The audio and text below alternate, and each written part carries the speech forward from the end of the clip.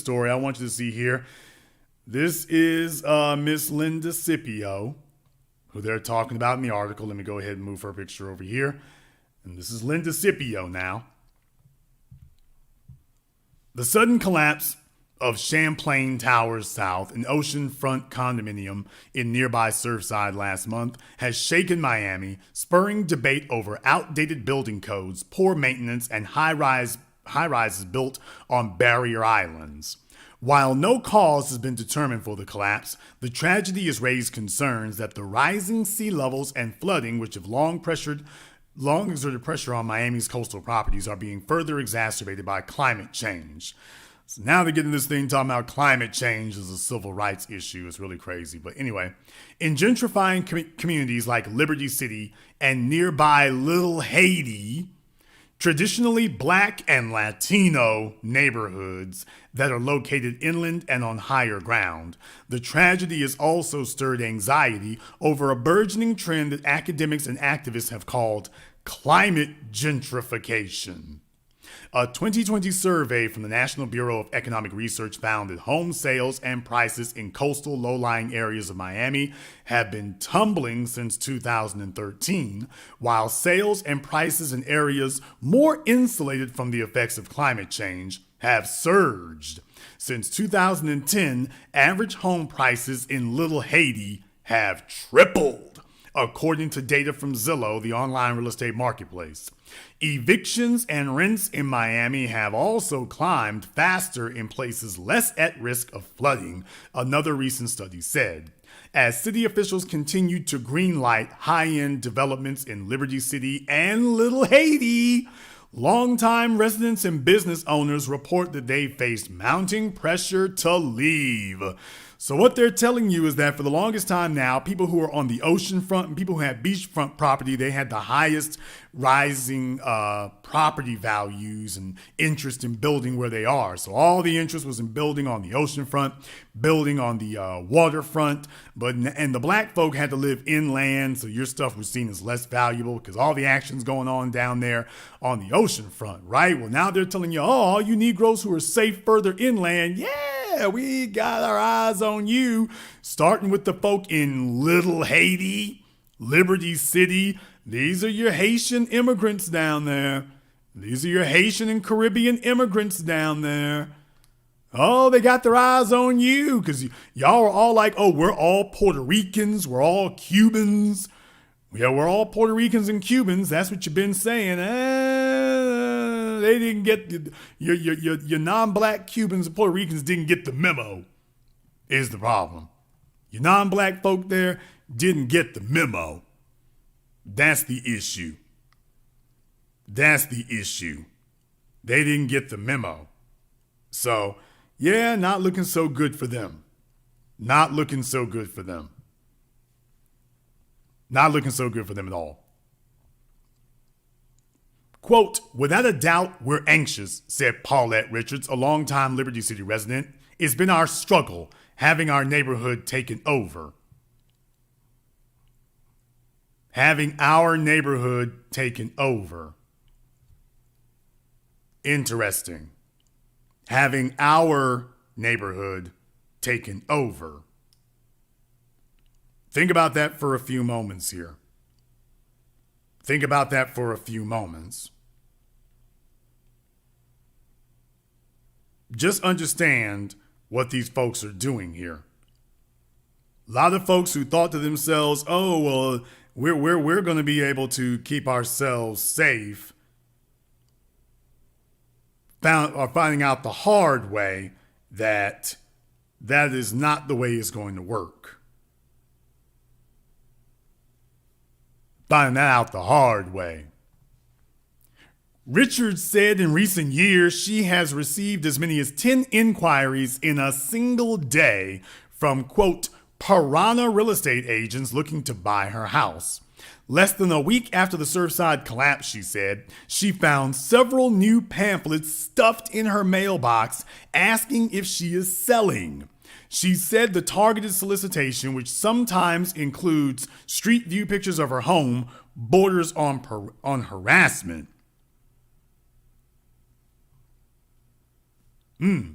Amazing with the property values. Amazing what happens when that occurs. Amazing what happens when suddenly you're in demand.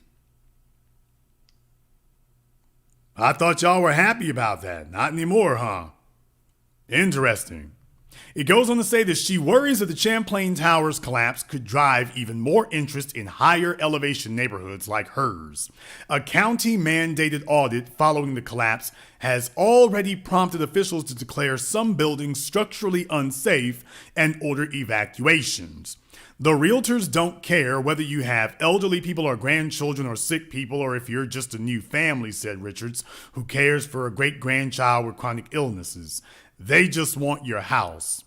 Mallory Crowderer, a developer in Little Haiti since 1999, said he's cognizant of the concerns from residents and advocates.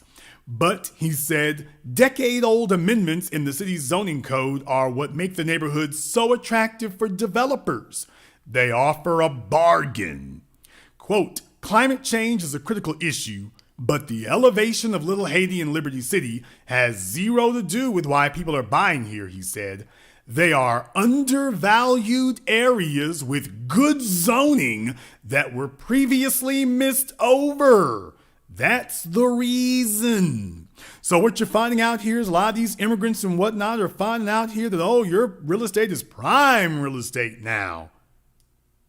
Your real estate is prime real estate.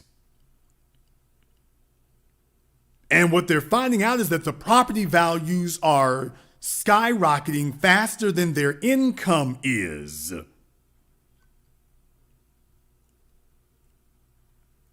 They're finding out that the property values are skyrocketing faster than their income is. So they were telling us that, oh, well, you Negroes from America ain't fighting hard enough. No, they left you all out there in the lurch, and you thought that this was just going to be the way it was forever, and you could just be impoverished forever and looking down your nose at us, and you found out the hard damn way. Oh, no.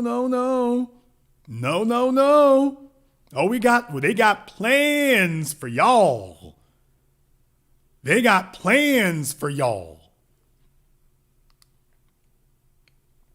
Goes on to say, Cowderer, who specializes in commercial properties, acknowledged that gentrification is a problem in the area and said neighborhoods across the city are in dire need of more affordable housing. He said he's tried lobbying other developers working on larger projects in Little Haiti to contribute toward affordable and workforce housing. Quote, I understand the importance of it, keeping communities vibrant, but market forces are market forces. Don't know what we can do for your black ass. All right, the market's the market. That's your ass. Adding that he also gets calls asking whether he's interested in selling his Miami Beach home. Quote, I'm very happy when I see a local person sell their property for lots of money. They should be happy to have that choice. If they want to sell, they will. Miami's housing market had already left low-income residents with few options. Since the Surfside collapse, real estate agents say they're fielding calls from jittery buyers having second thoughts about their waterfront properties or pulling out of deals entirely. Real estate agent Belinda Slime was set to close on the sale of a unit in a building 3 miles from Champlain Towers South when her clients called, worried about the safety of their 10th floor condo. Quote, they were like, Belinda, what do you think? Do you think we're making a mistake? Simi said. She quelled their concerns by saying what happened in Surfside was rare, but expects calls like this one to continue among buyers. Environmental activists say Surfside isn't likely to prompt a rapid exodus of residents from the waterfront, but the disaster could drive insurers to hike prices for properties or encourage developers to look for prospects inland. Even before the Champlain Towers collapse, flood insurance for beachfront properties had soared as massive king tides, along with rising sea levels, made flooding on sunny days routine along Miami's coast. Quote, whether you believe in climate change or not, you could see it, Simi said. Quote, people didn't always think so, but the land here is prime land, Scipio said one recent afternoon. That's the black woman you see on your screen there.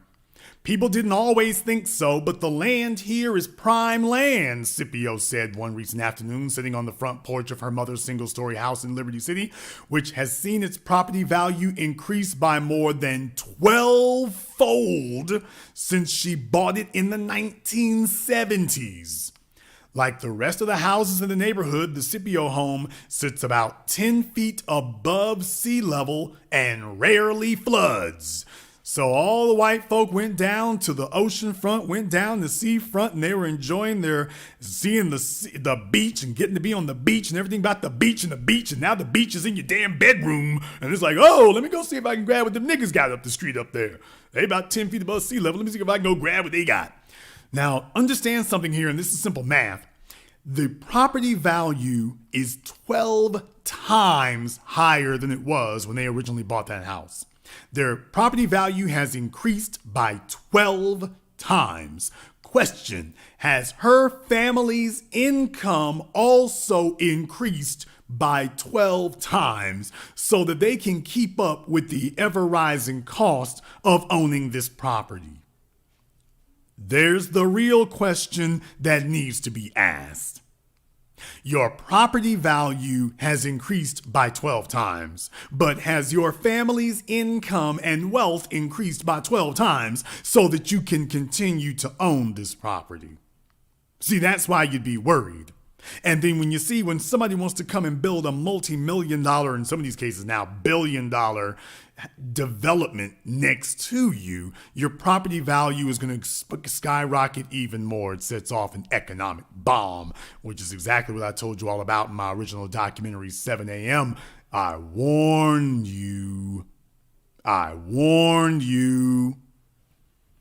Skyrocketing real estate values. And if you don't have an entire comprehensive plan of wealth for your family to be able to hold on to the property as the value increases, if you've been betting this whole time, well, I'm just gonna be some little old Negro sitting around here and just, if I don't mess with nobody, I just mind my business and keep to myself. I'm gonna be okay. I'm gonna just keep to myself. And okay, no, that's not gonna be an option for you.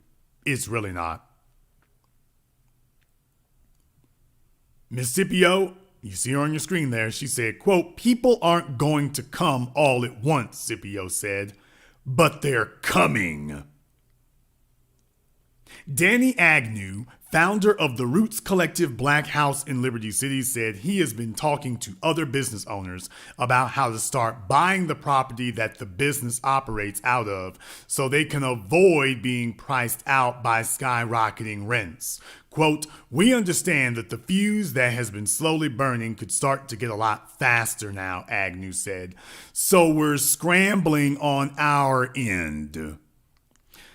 So they've waited until the year 2021 to talk about buying the property that their businesses are sitting on. I want you to think about that for a few moments.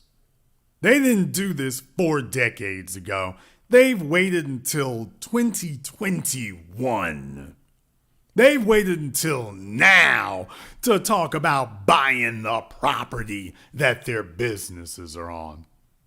Think about that for a few moments.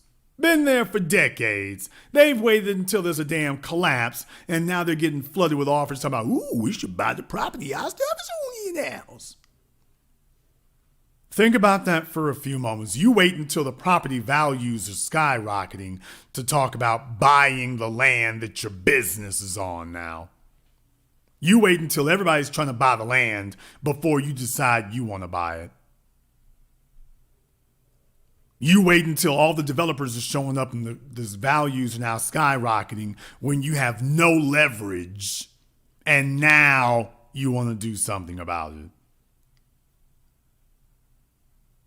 Now you want to do something about it.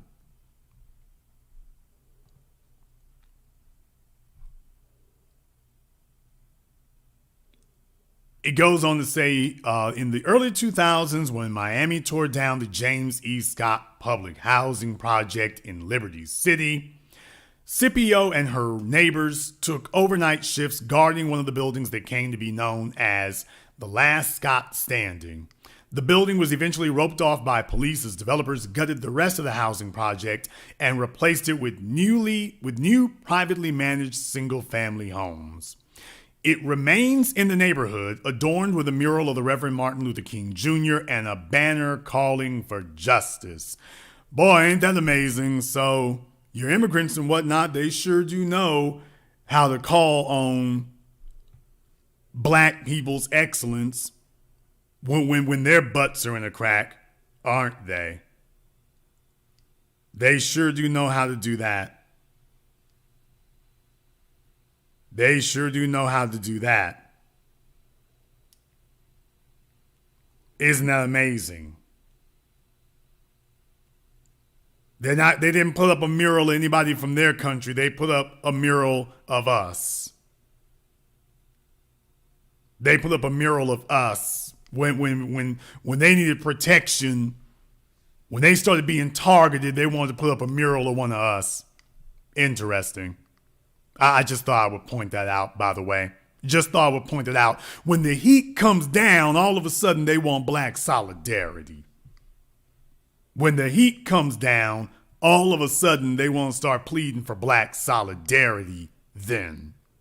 When that happens. Now, any other time, they ain't really concerned about black solidarity, but yeah, when the heat comes down, they need some black, all of a sudden it's about black solidarity, and they start trying to go after our status as the descendants of American slaves and going after that. All of a sudden, it becomes that. Just thought I would point that out now. Just thought I would point that out. Just a point I wanted to put in there. I was just hoping to see if you would notice that. Just wanted to see if you would notice that. Do you think that's accidental? Do you think that's accidental?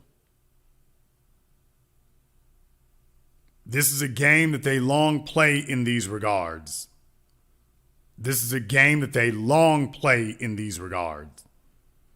This is a game they've been playing on black folk here all this time. That's what they tend to do.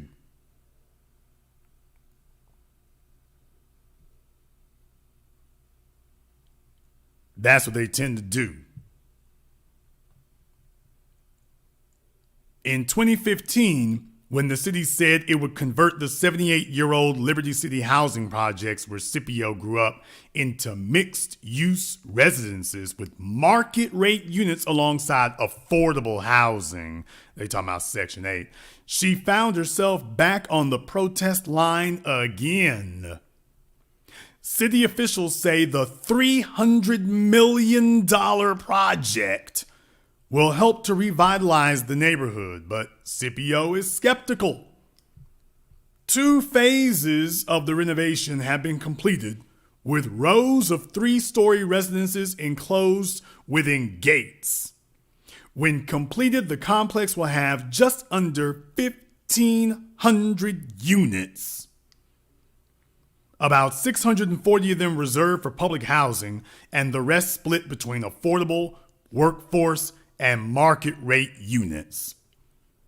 Now, think about that for a few moments there. $300 million. $300 million. That is a tidal wave. That is an absolute tidal wave.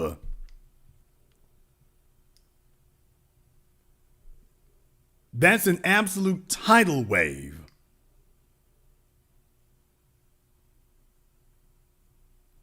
Do you understand how much money they're being buried under there, folks? I mean, it's not a couple of folks coming down with a couple of $1 million.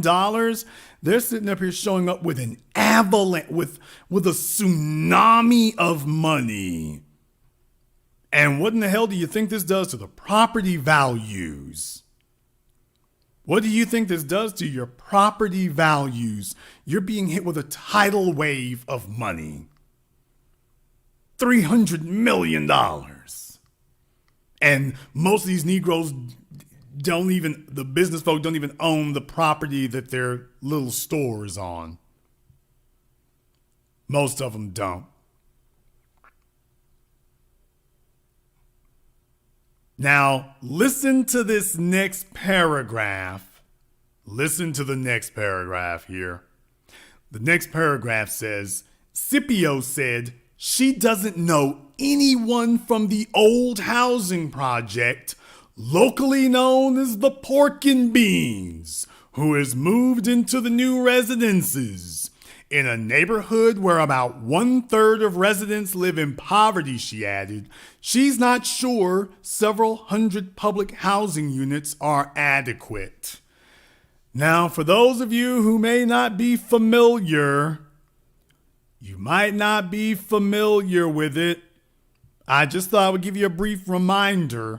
When she talking about the old housing project known as the Pork and Beans, for those of you who know your television, then you are more than well aware, if you've been watching A&E in the last decade or so, why, you know the first 48. And when the first 48 goes to Miami, they pretty much know if you want to cover where the murders are going to happen, all you got to do is set up a camera at the Pork and Beans. And your Haitian immigrants are going to give you a wealth of stories to follow. All you gotta do is set up a camera at the Pork and Beans. And see, they'll sit up here and try to make it seem like it's black folk and whatnot. No, the immigrants down, the Haitian immigrants down there, and the Caribbean immigrants and the Cuban immigrants, they're the ones down there doing that. They're the ones down there acting a fool. Those are the ones doing that. So if you want to know what she talking about, the residents from the Pork and Beans, well, there you go. There you go.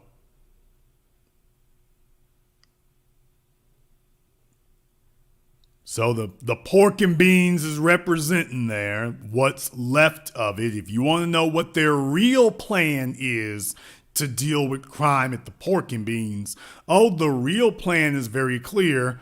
There will not be a Pork and Beans. There will not be a housing project. There won't be one.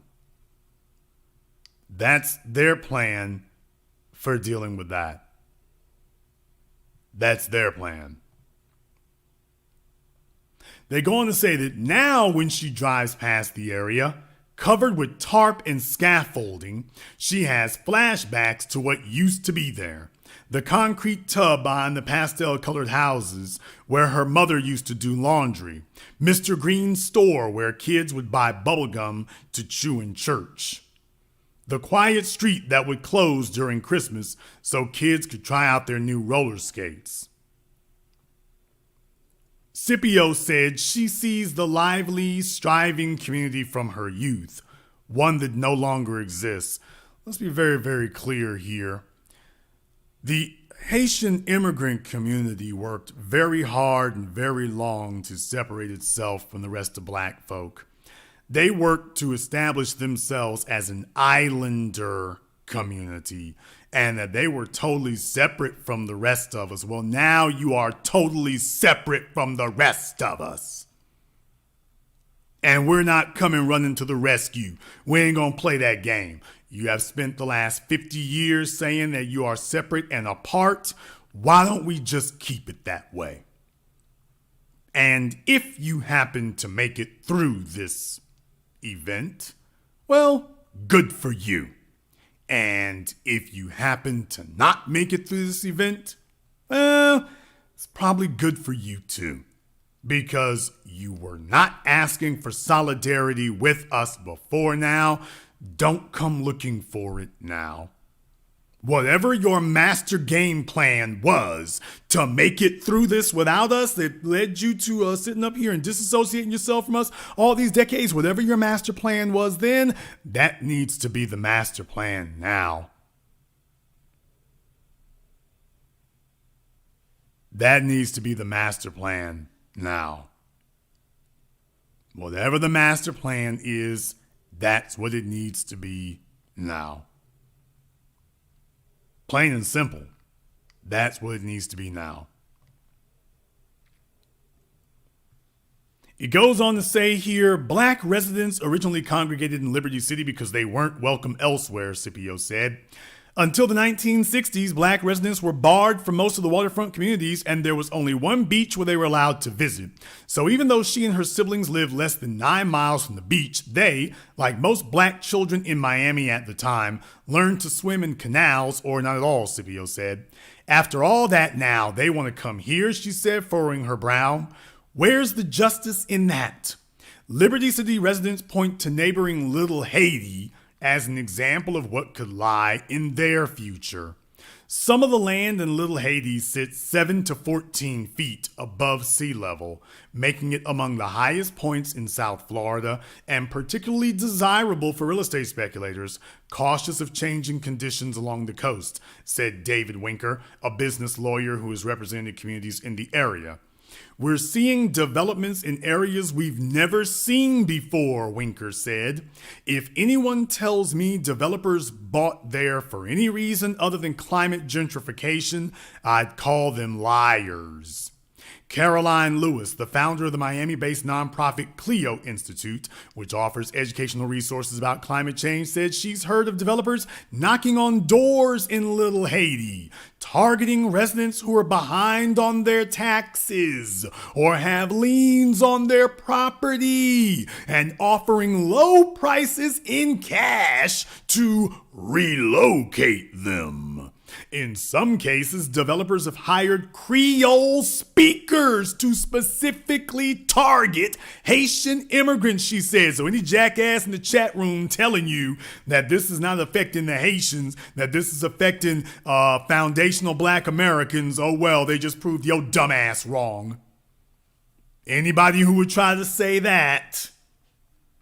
By the way, any clown or liar or somebody trying to mislead you, by the way, the Washington Post is letting you know, yeah, that Negro's a damn liar. He doesn't know what the hell he's talking about. They know exactly who they're targeting. They know exactly who they're targeting. I chose this story for a reason. Just understand, they got some folk who speak your language. They got some folks who speak Creole. They got some folks who speak your home language to come help sell you out. They got some of your homeboys, some folk from the block. They got some of your people from the neighborhood, some folk, probably some folks sitting there in Haiti. They got some of your people to come help them get the job done. No, they ain't gonna send in some white folk, you see. Let me just go ahead and break it down to you here, honestly here. You see, when you cultivate a culture of being off code,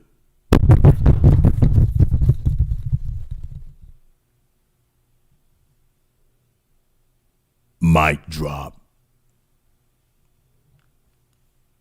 When you have spent decades cultivating a culture of being off code, that you are untrustworthy, that you are unscrupulous, that you are out for yourself, that is every man for himself. When you have spent decades making that the culture and your cultural practice, that you don't have a code of honor or a code of conduct. Well, you see, what you do then is you make it the code that everybody can sell everybody else out, and it's all right. You see, black folk in America, the descendants of the slaves, we were the ones who created the word sellout. And the spirit of Dessalines and Mackendall and Louverture, y'all gonna have to rediscover that, because you've developed this traitor culture amongst yourselves now is what you've done. And now, what you thought was going to be a treason culture that was just going to hem us up and was just going to snare us when you came around, now you got a traitor culture that's snaring all of you. Oh man, am I hitting too close to home? Am I touching a nerve? Am I touching a nerve? Am I doing that? Well, I guess I am. You see, you spent decades saying that you don't have to have solidarity with black folk in America. You spent decades saying every man for himself. Well, now y'all are lined up to sell each other out, and not even for big stuff at this point, for the crumbs, whatever little crumbs you got. You're going to have somebody speaking Creole calling you up, talking about, oh, this is going to be very good, very good. You go ahead and sell this out. It'll be very good for you right here. This is going to be great. You're going to be starting. Can't do nothing with the damn money. Got you to sell out for peanuts. The white folk going to come in and build a multi-million-dollar development and got you to sell it all out for peanuts. Which was the game all along. You see, they allow poor people to come in. They allow or cultivate crime in these areas.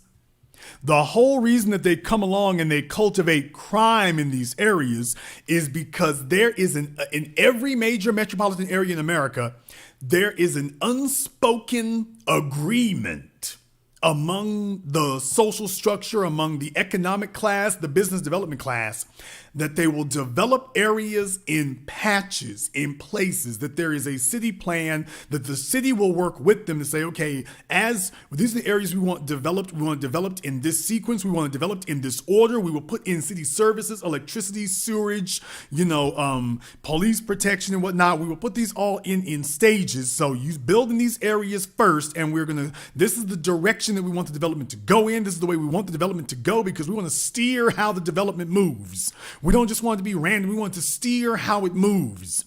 But that also means that there will be certain areas that will need to lie dormant for an extended period of time. So how do you make it where those areas lie dormant and other folks don't just rush in and grab it? Well, you make it physically dangerous to be there. That's how you do it. You make it physically dangerous. You make it physically risky to be there. That is how you keep people from rushing in to develop things. That's what they're doing in the Bronx in New York right now. They're allowing crime to skyrocket so that the Bronx remains mostly off limit to development until they are ready for it, because they've made it clear they don't want to do the Bronx next. They want to do Queens next, not the Bronx. They want the Bronx to be last. So they've done Manhattan. They're now currently doing Brooklyn. After Brooklyn, they want to do Queens, which the Long Island City development when Amazon was coming through that was your heads up. I was telling everybody then, oh, the Bronx isn't going to be next. Queens is going to be next. Then they're going to Staten Island. I think they really just want to leave Staten Island the way it is. But the Bronx is the one they want to get after they do Queens. That's the way they're looking at it now. They want to get to that next. They want to get to that next. But the way in which you keep people from developing things before you're ready is you make it physically dangerous. And this is what you see in South Central Los Angeles, Fifth Ward in Houston, New Orleans, Baltimore, San Francisco. No matter where you go, where the black folk are, that's what they do. So it's our job to keep it poor, to keep it destitute, to keep it physically dangerous so that nobody walks in to develop it earlier than the big guys are ready to rush in and get it. And then they can spend it over time, making the other places prosperous to make sure that the wealth is locked in those places so that it's not fragile. And then when they come for where the black folk are, they just sweep in, they take it all, and that's it, you're done. That's it, you're done. Where they're building the new 49ers Stadium, I think they've already finished building it, but where they're building that at, where the black folk are down there, yeah, they kept that depressed for a long time. It's like, okay, now they're going to drop a big-ass stadium on you. And the pork and beans, they spent years and years, oh, this is the most dangerous, horrible place here, and whatever, we can't do nothing about it. The crime is out of control, crime, can't do nothing about it, crime. Next thing you know, oh, we can go ahead and start developing it. Yeah, y'all got to get on out. Multi-million-dollar development. Here it comes. Where the hell was all of this 20 years ago when the first 48 was coming on TV? Where the hell was all of this then? It wasn't time to come get you yet.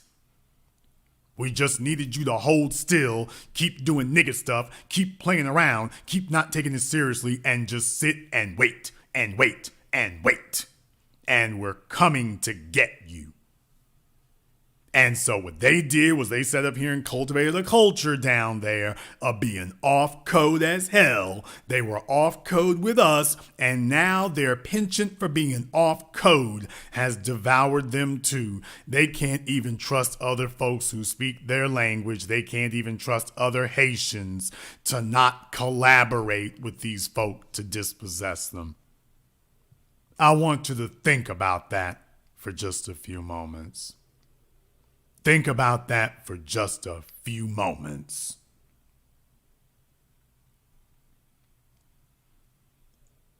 The story goes on to say, it's almost over. Jan Mapu, 80 years old now, said one recent afternoon from his bookstore in the heart of Little Haiti. Quote, all these vacant lots have already been bought or are up for sale. Developers are buying everything they can get their hands on. People have been seeking higher ground for years, Marlene Bastain, a community organizer, chimed in. Surfside is not the trigger, it's just the accelerator. Both Mapu and Bastain moved to Miami in the 1980s along with a wave of Haitian immigrants seeking refuge from political turmoil in their homeland. After helping to lead a 16-year fight to establish Little Haiti as an official neighborhood, their portraits were painted on a large mural near the area's famous Caribbean market. Once again, to any jackass or butthead in the chat room or anywhere else who tried to tell you all that I was incorrect in what I was saying and that this wasn't an immigrant problem and that this was not primarily targeting and plaguing the immigrant population, yeah, these folks are letting you know, yeah, those boneheaded niggas don't know what the hell they're talking about. They're just talking to be talking. Understand who is getting hit by this. A group of folks who came in the front door saying, we are Haitian, we're Caribbean, we're not like the rest of these Negroes, we want to be separate and apart. We're not a black neighborhood, we're a Haitian neighborhood. We're not a black neighborhood, we're a Haitian neighborhood. Just notice that. They want to make it very, we're not a black neighborhood, we're a Caribbean neighborhood. We're not black, we're Puerto Rican. Let me play my damn salsa music. Let me go ahead and fly the flag. Let me go ahead and sing the Puerto Rican. We're not black, we're something else. We're separate and apart. To which I'm like, okay, you know what? Be separate and apart. I think at this point here now, yeah, you know what? On second thought, that works for us. On second thought, that works for us. That works for us now. Goes on to say, speaking in English and in French, the two friends said that until 2010, Little Haiti was a vibrant community that spanned more than 50 blocks, from 36th to 87th streets. Over the past decade, the southern border has been pushed inward to start at 54th Street. Haitian-owned restaurants and shops have been priced out, they said, replaced with glass and concrete buildings with little connection to the neighborhood's history. In 2019, Miami lawmakers approved an 18-acre residential district in Little Haiti known as Magic City, despite an outcry from residents and activists who said the proposal failed to sufficiently meet the community's needs. The zoning plan for the project allows for 25-story buildings, even though much of the area consists of 1 to 2-story businesses and low-income housing. Now, let me go ahead and remind you all of something. To anybody who is familiar with Florida, and if you're familiar with places like, West Palm Beach, Disney, Orlando, dealing with those types of areas, then you know that It's hell when the community gets together and says, no, we don't want anybody building large buildings, commercial developments, business developments. You know, when the community gets together, the city council, oh, we can't do nothing. We can't give you a permit to do any stuff like that. So when you hear them walking in and saying, oh, well, we're going to go ahead and build a 25-story building right smack dab in the middle of your neighborhood. Just understand that doesn't happen in these areas in Florida like that. That doesn't happen in those areas. Hell, even in Fort Lauderdale, that doesn't happen in those areas. When the community gets together and says, no, we don't want to zone something so big that it is not, in keeping with the community aesthetic. Remember? In Florida, that's what the place where, you can't violate the community aesthetic. So up until now, all the homes were 1 and 2 stories tall. Now you build this 25-story skyscraper in the middle of it. Remember that's violating the community aesthetic. While up until now, the city councils and the county commissions and whatnot were like, you can't do that. You can't build anything like that. That's not in keeping with the community aesthetic. Whoa, that died a quick death when it was time to build on where niggas at, huh? Well, all of a sudden, what used to be a routine practice in Florida, all of a sudden, that's not protecting you now. Well, isn't that amazing? All of a sudden, it ain't protecting you now. Huh. Well, all of a sudden, you're not protected by the usual practices. And it didn't take years and years either. Didn't take years and years. Huh. Amazing.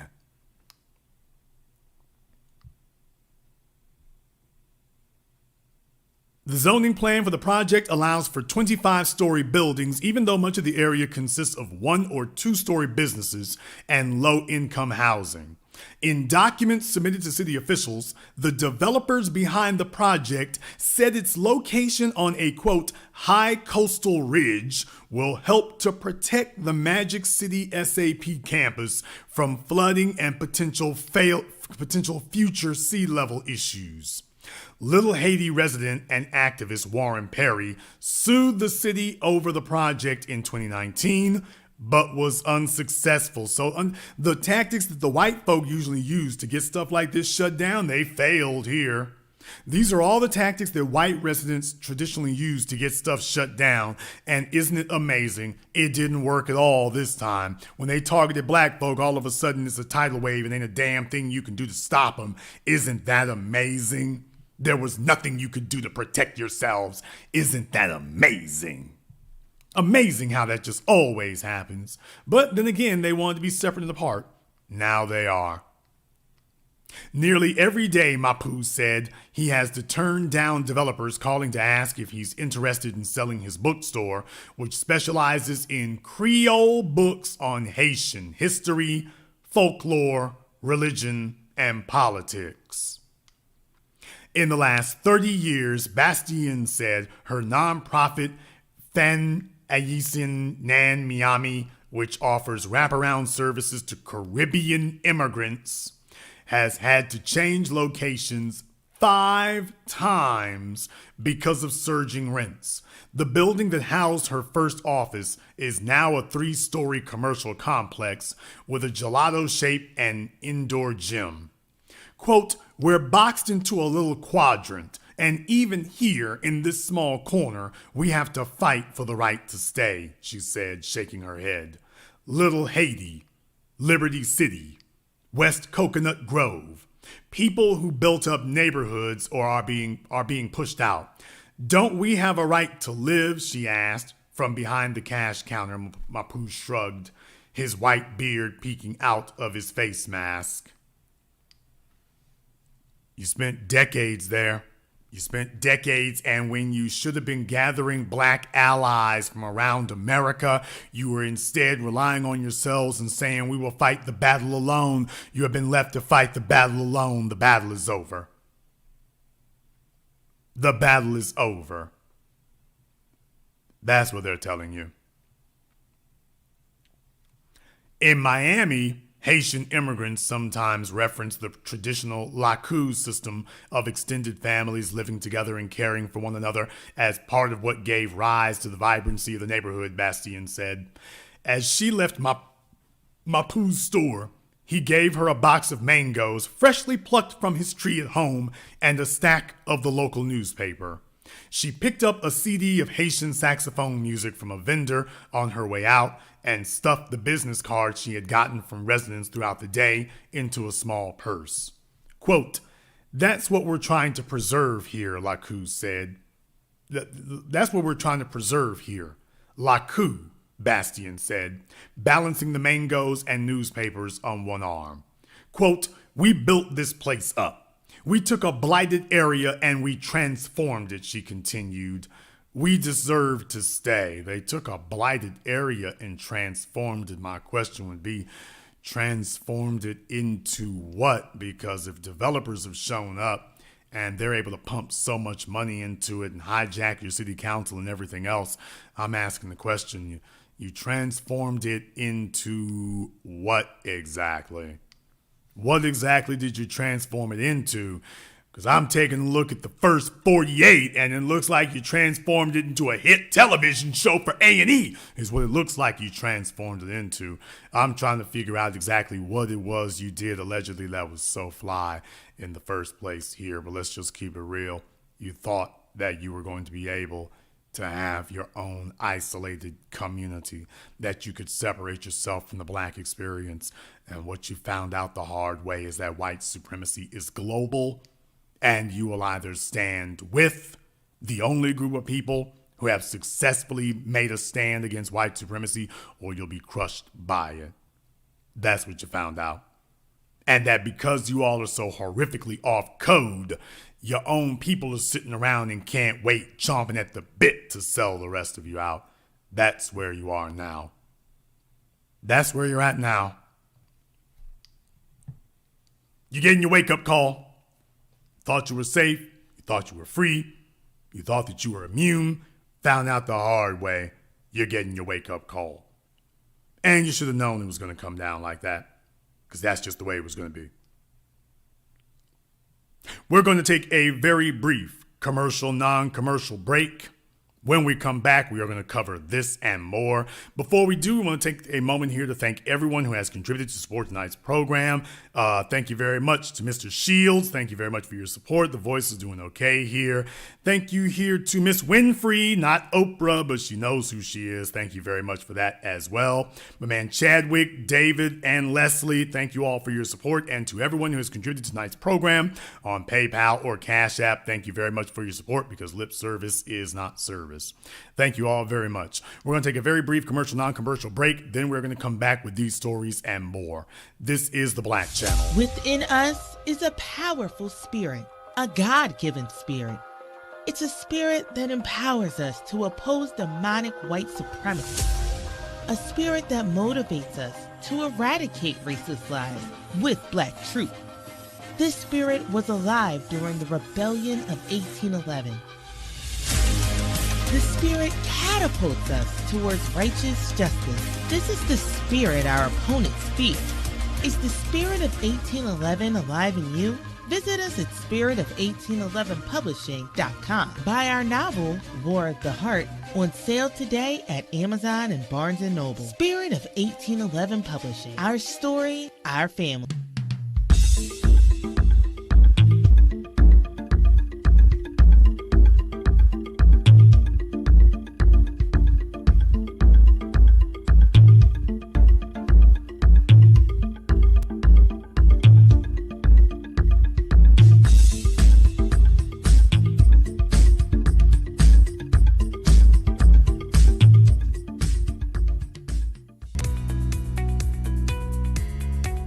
Are you tired of being overcharged and forced into paying a monthly subscription for your Mac and Windows software? Well, if you are, currently we're having a 50% off discount on all the latest Mac and Windows software, such as AutoCAD, SolidWorks, Photoshop, Microsoft Office, and much more. Our 50% off discount will be ending soon, so be sure to text us NEED SOFTWARE to 323-407-8214. That's 323-407-8214. We aim to please, so expect 24/7 technical support, the latest premium software, instant software links delivered to your email, and PayPal's buyer's protection guarantee. My name is Black Ice. And I'm Akis, and we're the Black Narrative. We are a Black First and Hebrew Israelite channel on YouTube that broadcasts live every Tuesday and Thursday night at 8 p.m. Eastern Standard Time. Every week, we discuss controversial issues and challenge false narratives that are fed to Black people through mass media. We share research through videos and encourage uncomfortable conversations amongst the Black community.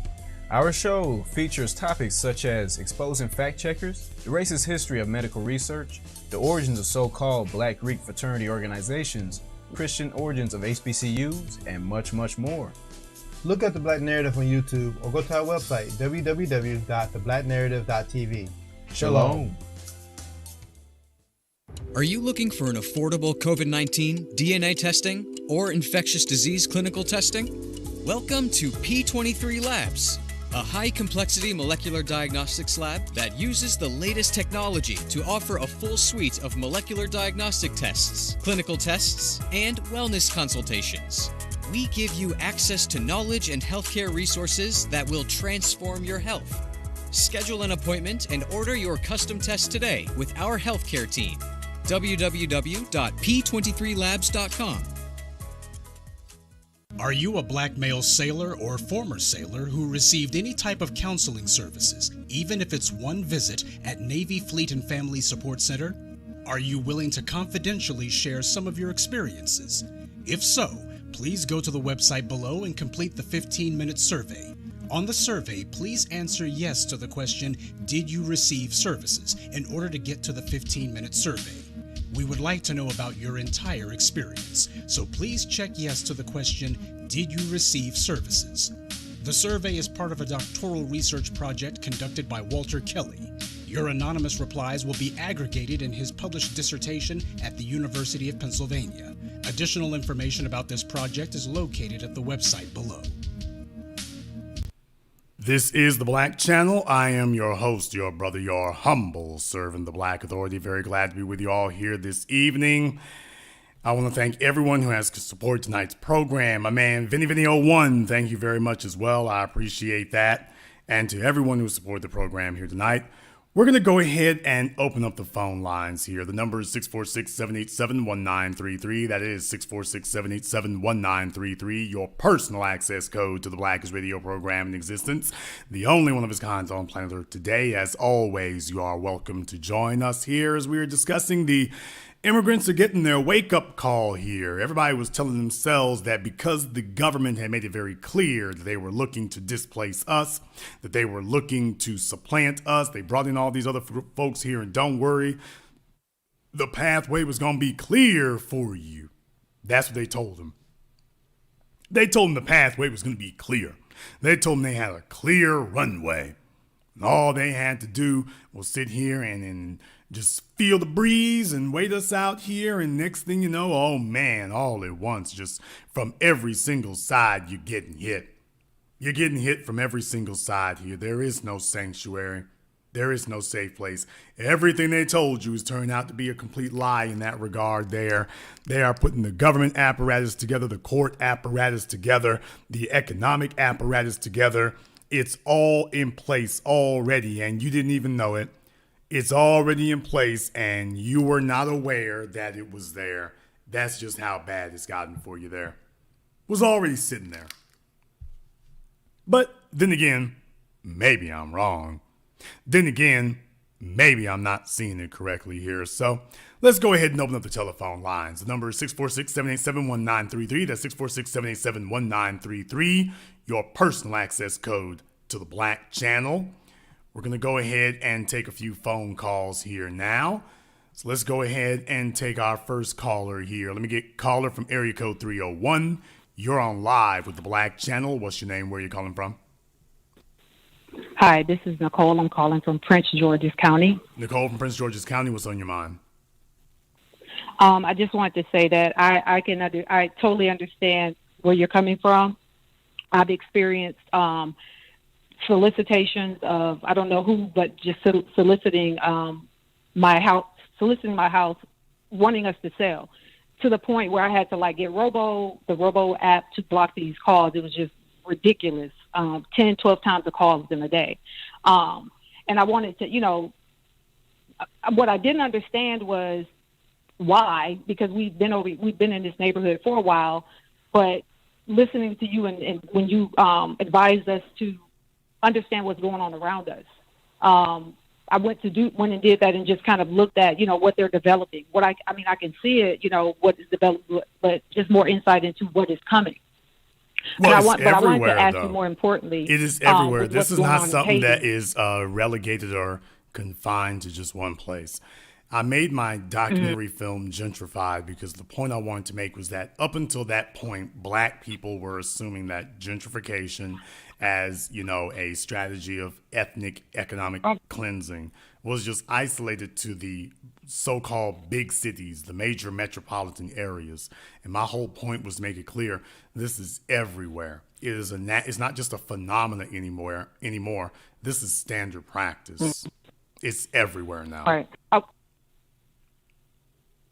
I wanted to ask you, do you think because the Democrats are always looking for something to distract us about, for this election that's coming up in 2024, that they'll try to wave this, we got to help, the Haitians or whatever the case may be? Do you think they'll try to, use that as some, No, because tool? Joe Biden was already targeting the Haitians already. I put up a story about this.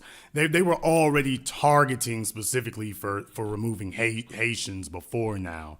So of everybody who's being allowed in and whatnot, the Haitians were being kept out. So they want all the illegal aliens in, just not the black ones.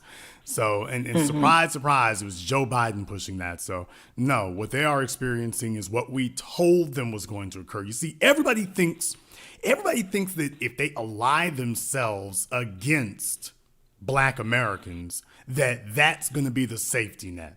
That if you can just show the dominant society that you don't like us either, then they will pass you over and just go to beating on us and you'll be safe. And what they're all finding out the hard way is you can't sneak your way by white supremacy. The only thing that will happen is they will end up just taking you last, which is what's occurred. But no, the game plan, there is no game plan and no formula by which they intend to save them. The goal is to remove them. And they're the ones who found that out the hard way. Thank you very much for giving us a call tonight. Let me get a call from area code 281. You're on live with the Black Channel. What's your name? Where are you calling from? Prince out of Richmond, Texas. Prince out of Richmond, Texas. What's on your mind? Well, Jason, they're not calling it what it is. White supremacy, gentrification. They're not calling it what it is.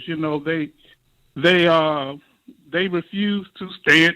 One, they don't realize you do not have mobility.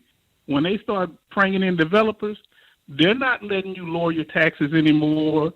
The only mobility black people got is being able to rent property. And they don't really call themselves black because the only time they're black is when they commit crimes. Whenever the Haitians or Caribbeans or other people do stuff like they become a doctor. Oh, that was a Nigerian doctor. That was a Haitian lawyer. But when they commit a crime, they black. And so they've been playing this game for a long time, and they're sitting here. When you go in and they're trying to get their taxes lowered, they're not doing that. And some people say, well, I'm going to hold out. Well, then they're just going to take eminent domain and take your property.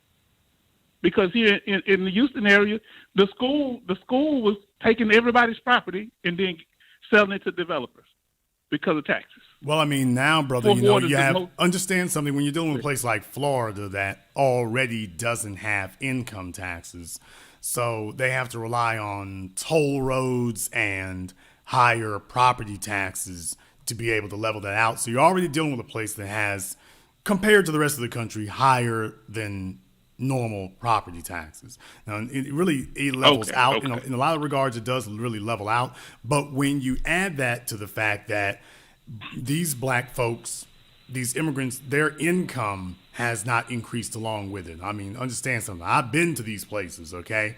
I mean, it's like going to Havana, Cuba, where you're not talking about places that are built up at all. There's just a little bodega, a little store over there, a little house over there. But just understand, they economically, they haven't moved anywhere in 50 years. They economically are exactly where they were in 1960, 1970. They haven't moved.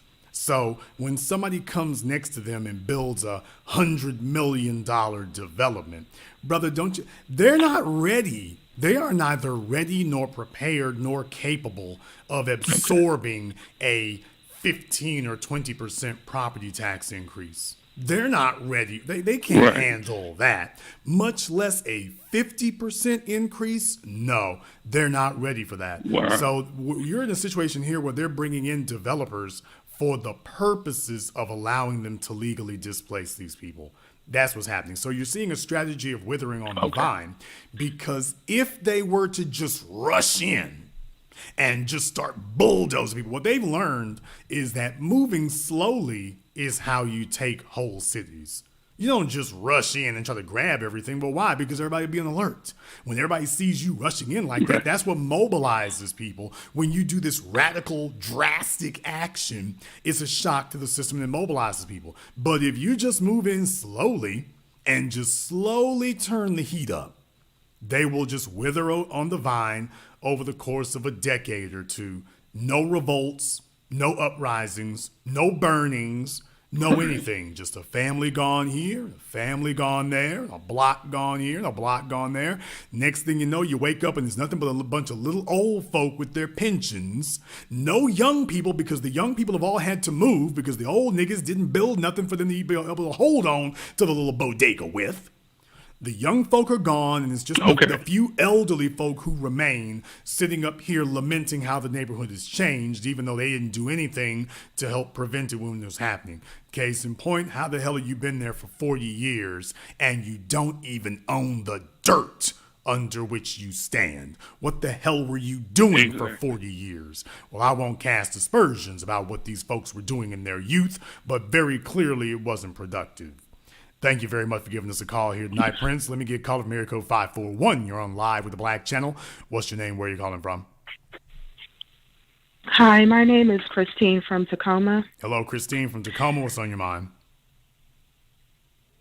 Yeah, you talked. I remember something similar to this happening to the Mexicans during the first housing crisis, where a lot of them lost their homes in foreclosures due to them taking on those subprime loans and those no-doc loans.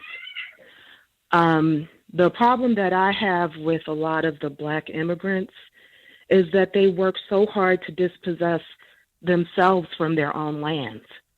They don't come here, flip the American economy for the benefit of their home country. They don't have land developments back there. And their counterparts, their immigrant counterparts here, are doing much better in their own home countries from the money that they receive from the American economy. I don't know if I'm explaining myself right or not. Well, I mean, the Haitians aren't doing the developing back in Haiti. The white folk are. I mean, that's who's doing the developments back in Haiti. In Jamaica, same thing. The Jamaicans aren't doing the developments in Jamaica. The white folk and the Chinese or the Asians are doing the developments back there. They got different priorities. They come over here when that's why I don't ever let them sit up here and try to talk down to you all and act like they're doing some great things and whatever. It's like, no, that's just total fabrication. That's it. And our job is to make sure that we understand who's with us and who really isn't. Because we've been saying for the longest time, Black people in America, we've been the ones flying the flag of Pan-Africanism all this time. We've been flying that flag all this time. Problem is, nobody else wants to fly it with us. They only want to fly it when it's to their convenience, but they don't want to have to stand for it. And at this point, anybody who doesn't want to have to stand for it, out you go. We're just done playing the game with them anymore. Thank you very much for giving us a call tonight. Let me get call of area code 334. You're on live with the Black Channel. What's your name? Where are you calling from? Call of area code 334. You're on live. What's your name? Where are you calling from? Good brother Jason, this is Mr. Washington calling from out of Pansy, Alabama, by the way, at Delaware.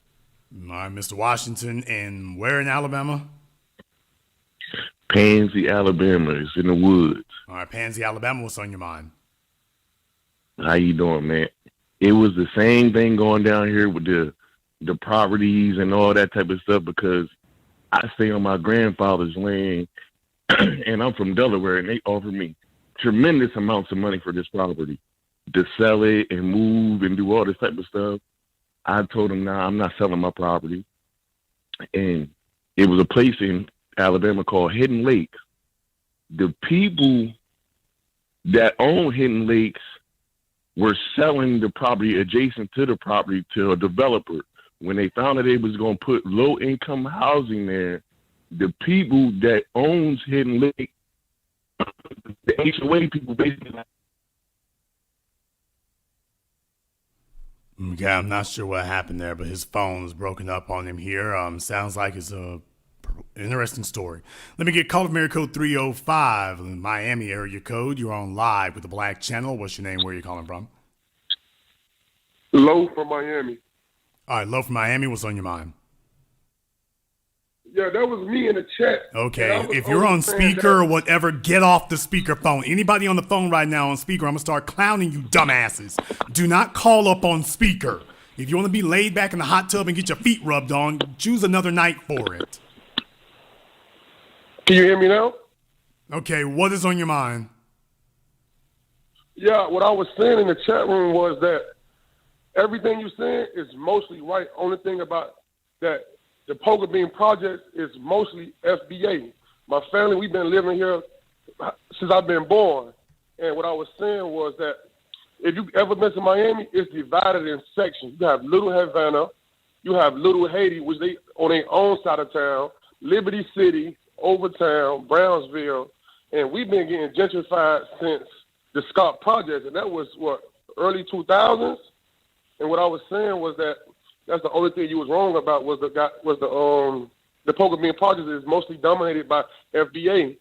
But the last 7 years, they gentrified and they moving everybody that's FBA to Homestead. And that's the only thing I was saying that you was wrong about was that, yeah, the crime rate is high, but we dominated that part of Miami. And we understand. Okay, let me be clear. Let me be clear about that. I wasn't speaking about one housing project, so maybe you were misunderstanding. I am speaking about that entire area as a whole. Pork and beans, however, is indicative because whenever you hear about something going on there, let's just be very, very clear. When you hear about something going on there, I mean, the first 48 brother is documented. When you hear about something going on there, more often than not, it's the Haitians doing it. That's somewhat true. All right, let's get the CPAP. Let's get the CPAP machine going, brother. This isn't really something that can be argued. I mean, it's really not. I understand what you're trying to say, and you can save us the local geography lesson. The case in point here is black folk, descendants of American slaves, don't really have no real estate down there, man. They brought the Haitians and the Caribbeans in down there and whatnot, and your dark-skinned Cubans to a certain degree. I mean, bro, I've been all over North Miami and Miami Beach and all that. Bro, I mean, once you get away from the coast, once you get away from the beachfront areas, I meant when I said it looks like Little Havana down there is what it looks like. It's not. There's not really. There's not really a lot of discernment involved. I was saying if you go into the history of Miami. Don't need to. Don't need Liberty to. City and Overtown was the only place dominated by FBA. I do not need to go into the history of it. I ain't talking about the history. I'm talking about where it's at now. I'm talking about that. Not going back in the historical. Not going into historical this or historical that, because here's where we tend to get bogged down.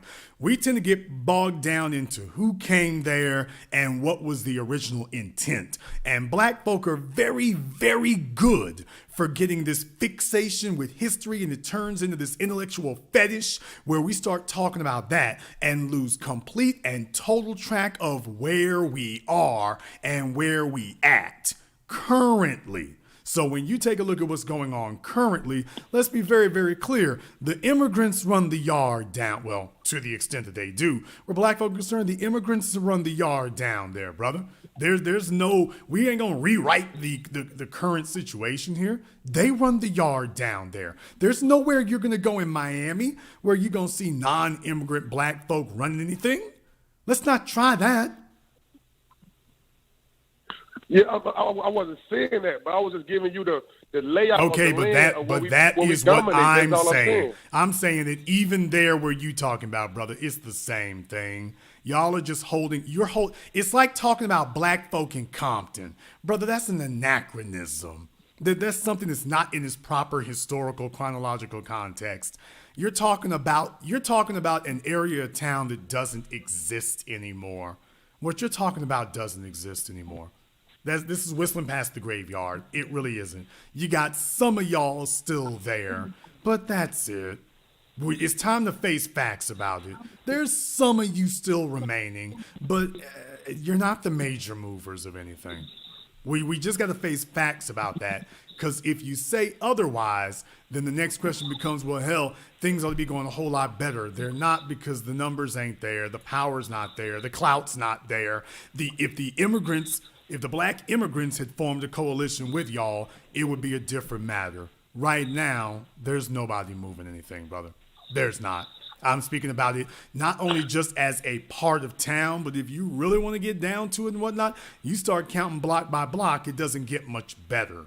It really doesn't. So I understand it's kind of hard to accept this at this point, but bruh, the game is over. It really, really is. Thank you very much for giving us a call tonight. Folks, you just got to accept reality. The game is over. In that regard, we as black folk, we tend to do that. We take a look at where we were in old Compton. We're playing old NWA records, but then you go to the corner of Rosecrans and Central, and the damn Tam Burger that Suge Knight ran the fella over at is nothing but Mexicans. I know, I was there. The Tam Burger at the corner of Rosecrans and Central, I was there. And with they got the little steel turnstile where you put your money in, and when you turn around and stuff, it's got, bars over the windows and things, and little Mexican girl at the drive-through window, and everybody in the back was Mexican and whatnot. Right there at the corner of the place, we're talking about we tend to hold on to our vision and our images of these places long after the demographics have changed. Long after the environment has changed, long after the balance of power has changed. Caller from area code 912, you're on live with the Black Channel. What's your name? Where are you calling from? Okay, caller from 912 has been abducted. Caller from area code 678, you're on live with the Black Channel. What's your name? Where are you calling from? Jason, what's good? How you doing? It's the kid James. Top Goon, B1 Top Goon from Plainfield, New Jersey. How you doing? All right, brother. What's on your mind? I got you, man. Hey, I want to say first shout out to you, and this is a great, topic to touch on. Jersey is definitely like the immigrant capital out here. From these Dominicans, Puerto Ricans, Mexicans, etc.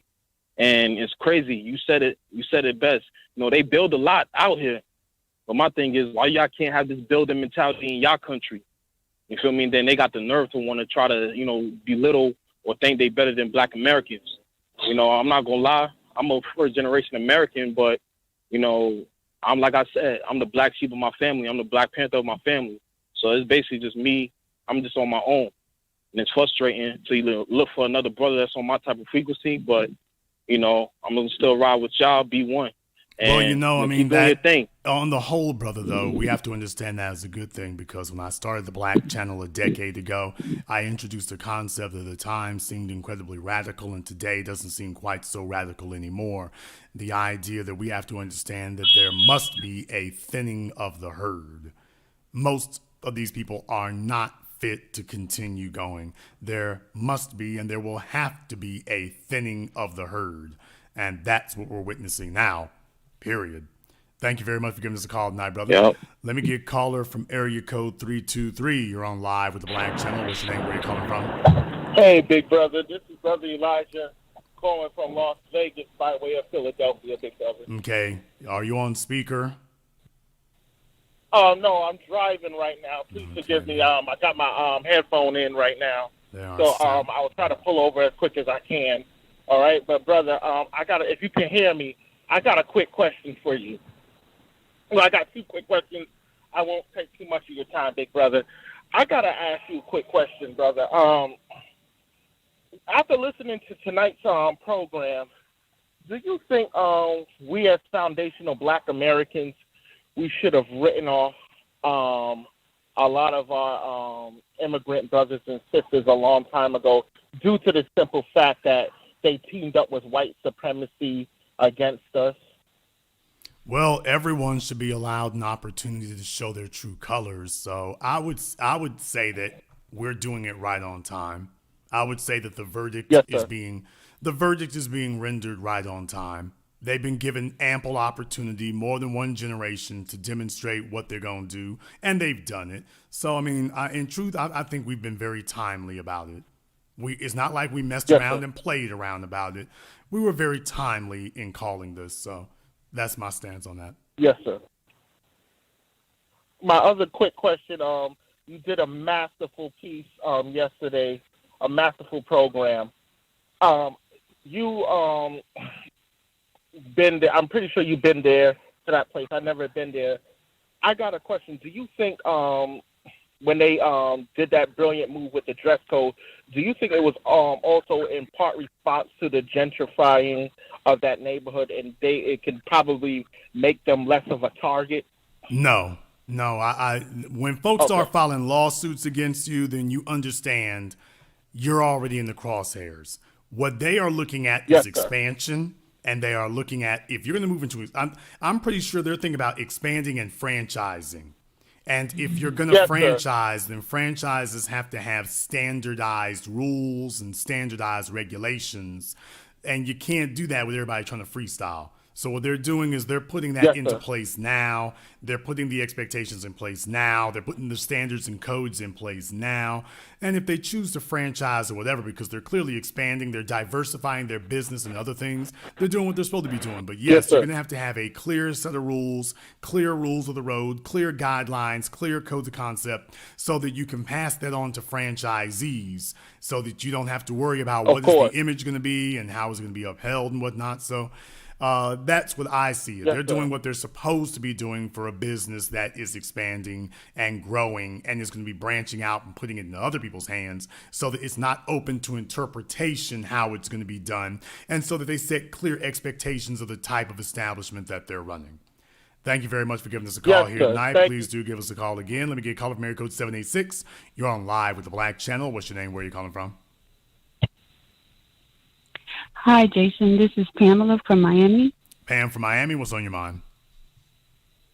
Well, Jason, you were on point, but the little known thing that they don't know is that the investors are Chinese that are purchasing up the properties. Well, I mean, I know this. There's a fair number of them here. I mean, we got Chinese, white, Jewish, Arab. I mean, if you go over Miami has international money looking at it now. You're right. Florida is looking at, slow down. Florida is looking at becoming California. There's a couple of stories that came out. They're really trying to attract a lot of IT companies, a lot of technology companies to tell them, hey, we got basically the amenities of California without the incredible housing prices and whatnot of California. So they're really doing a lot of that. So yes, you are correct, but it would be incredibly misleading to make it seem like these are just Chinese folk or predominantly Asians doing this. No, you're looking at global money that is coming into that place. That's what you're dealing with now. That's global money. The Asians are just one among many. You're correct, but that particular area, that little strip where she's at, I'm pretty sure that was Asian purchase, and that was from the mouth of the people that were investing. Okay, well, let me ask you here, why does that matter? And this was all the way back in 2018. Let me ask. I was aware of this. 4 years, 3 years, congratulations. Why does that matter? It doesn't. But you mentioned it and made that distinction, so it must be important that they're Chinese. It must be important. No, I was just saying they were the ones that initially started moving in. When I noticed that it was being developed, it was the Asians that were developing in that area. Right, and that's what I'm saying. If you brought that up as a specific point, I'm trying to figure out here, okay, what is there must be a specific distinction for it, so what exactly is it? there's not really a distinction. Those are the particular individuals that initially, I would say, broke ground when they started doing the development.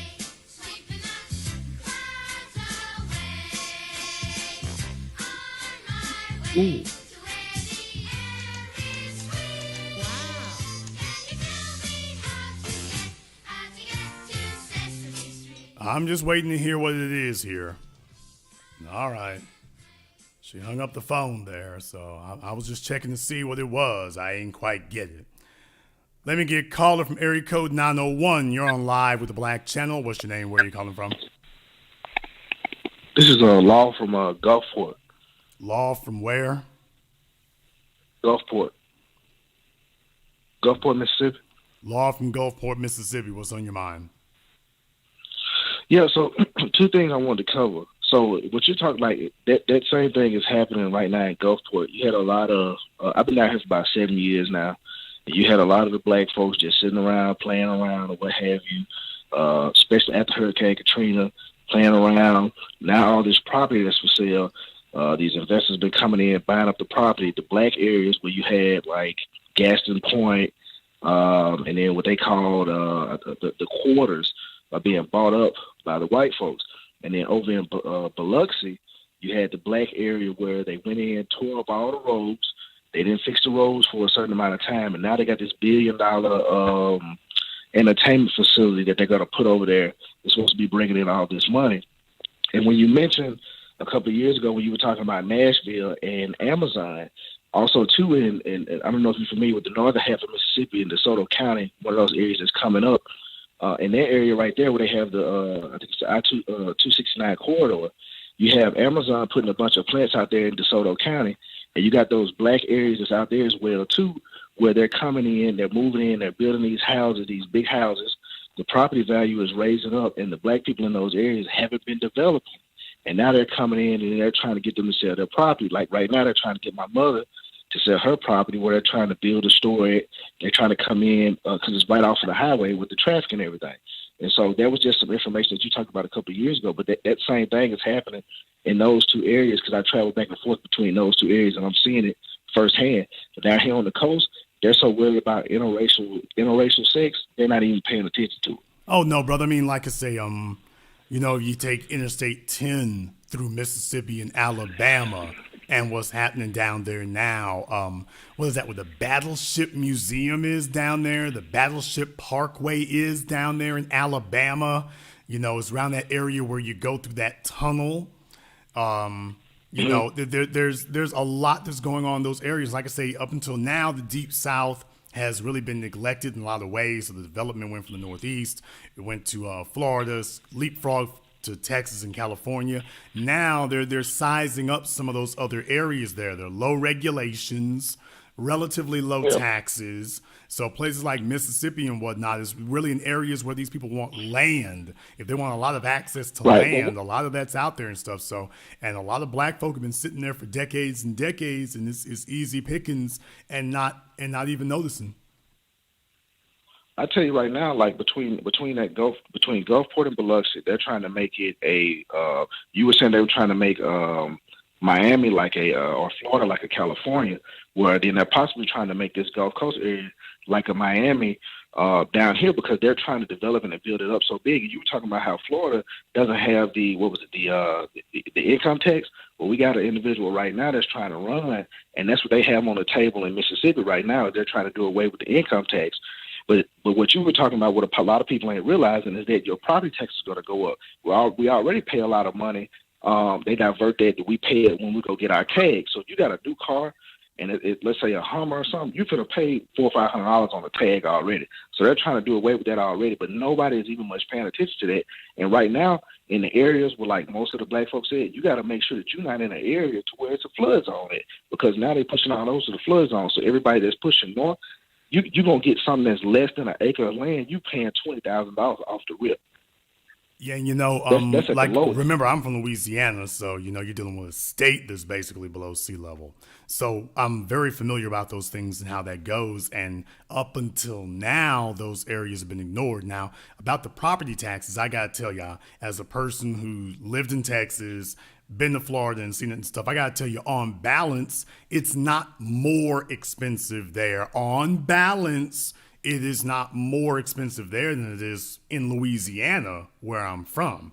And you get the pluses of making more money. So as long as it's well spent, I think from what I've seen, it really evens out.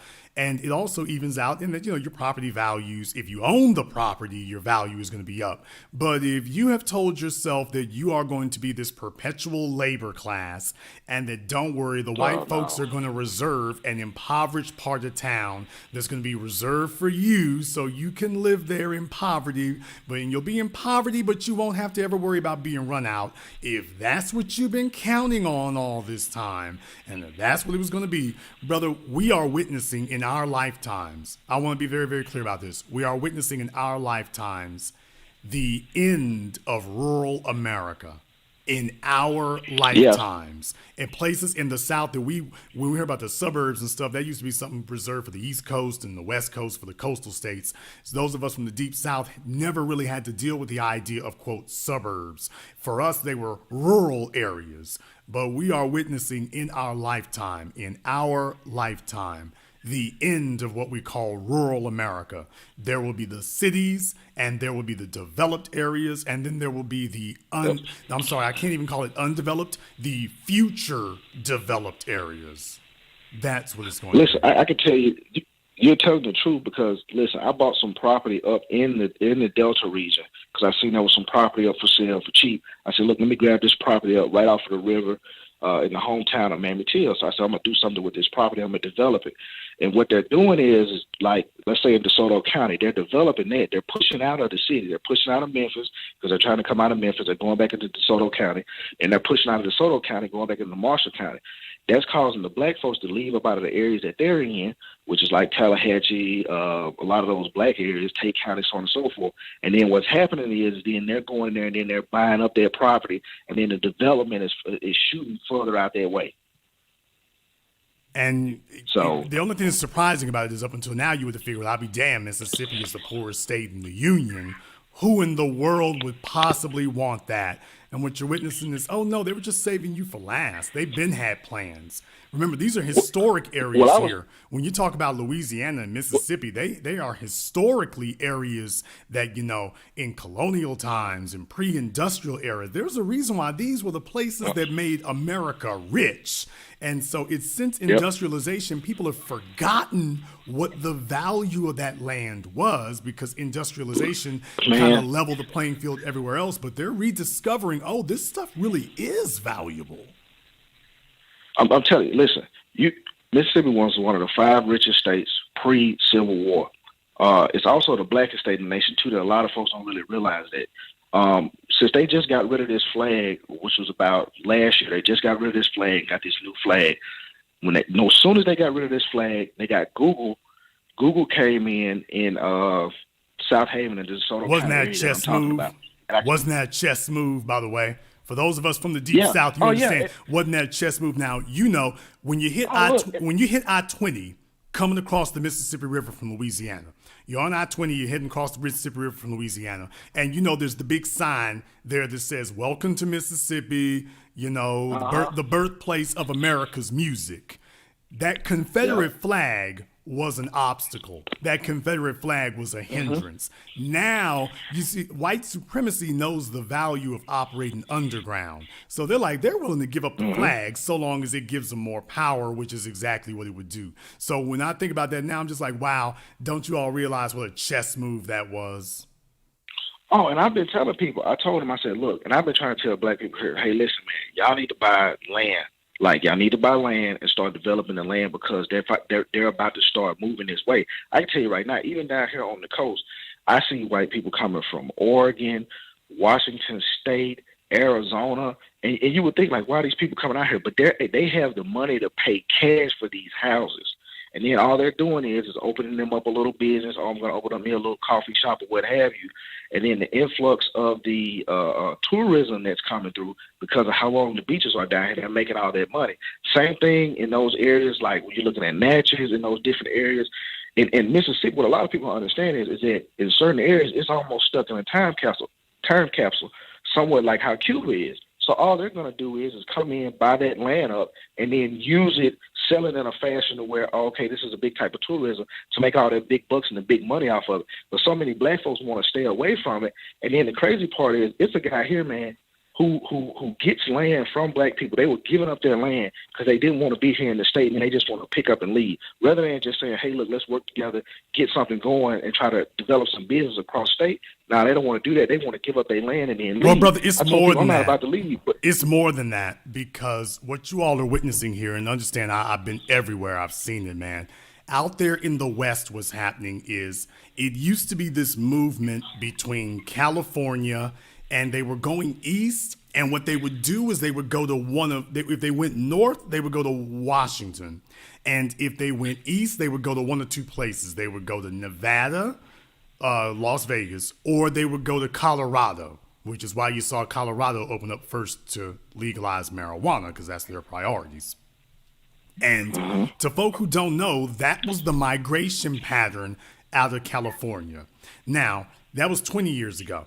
In the past 7-8 years in particular, it's become extremely acute because of the skyrocketing housing values and property values in California.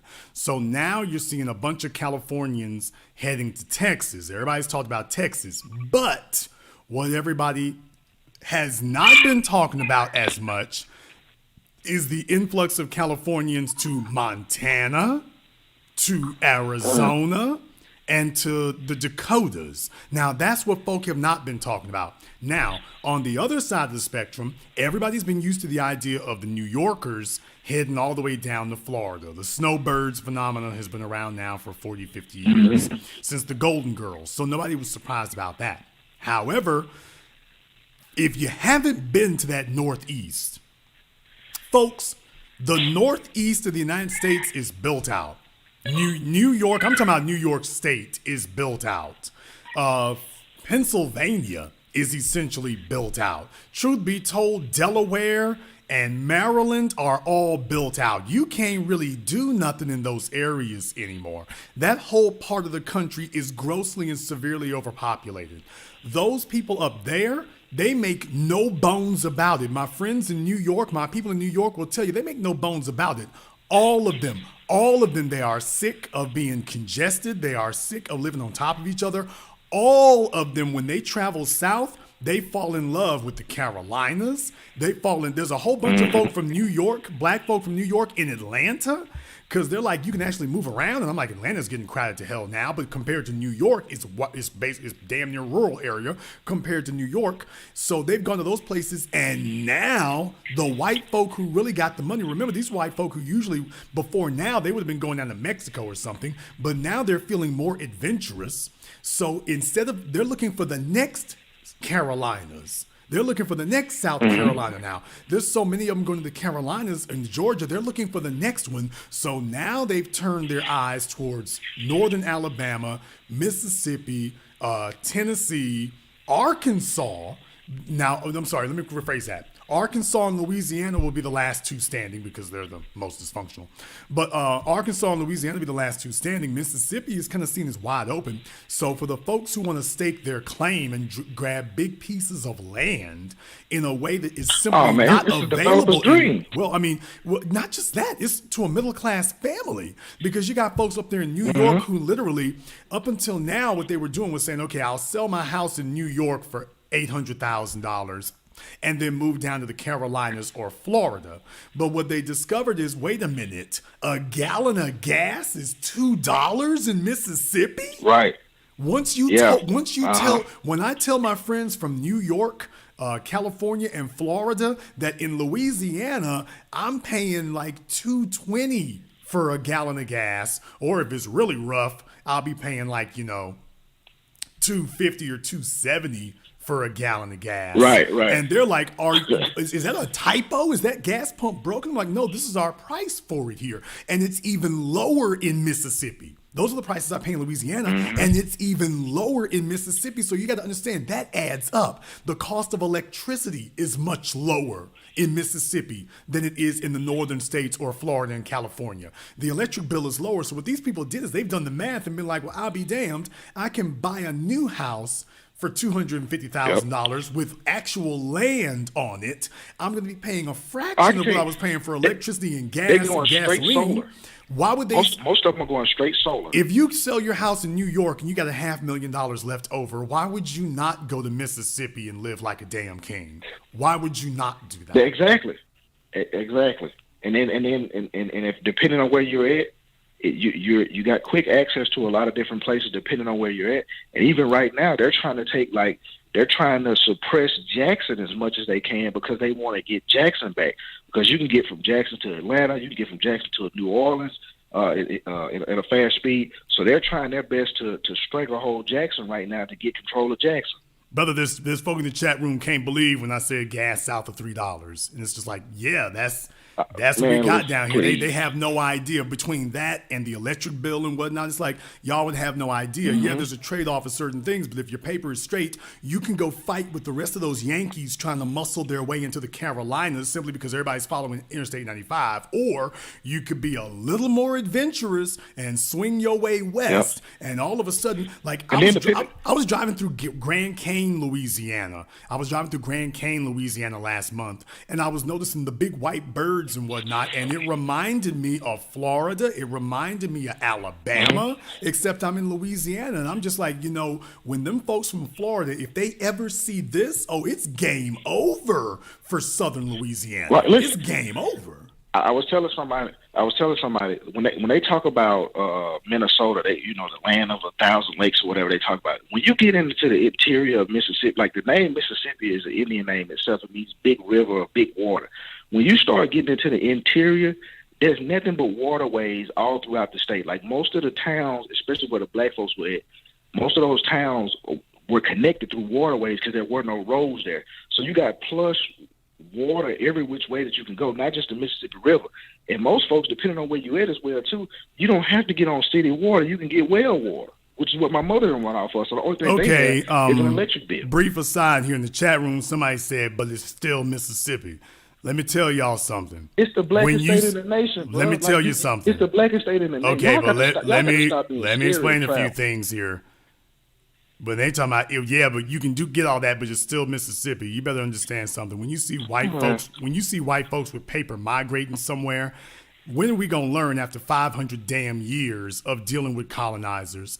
They don't move to something that's not valuable. If you see them moving in that direction, it's probably because they know something you don't know, or they realize something you don't realize yet. They're not moving because they're bored. They're moving because there's something valuable. And even if you don't know what it is, if you see people who got resources moving to a certain area, they are doing it for a reason. You'd be well advised to take note of that. Thank you very much for giving us a call tonight, brother. Please do give us a call again. Just understand, like I say, folks, it's been something we've been watching shaping up for a while now. So when we talk about these things, it's happening for a reason. We can be ahead of the curve or we can be behind it. You make your choices. Caller from Area Code 305. You're on live with the Black Channel. What's your name? Where are you calling from?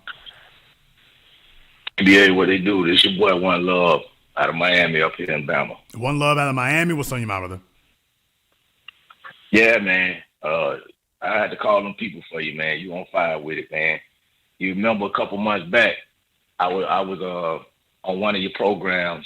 I called in and I was talking about that Miami project, on how they coming all the way from the beach, all the way up through North Miami. Now, people always ask me why I left. This is why, because my people so silly.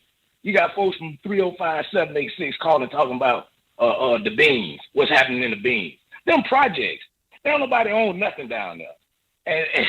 And if you ask somebody asks you, what are you? And you say black, they say black and what?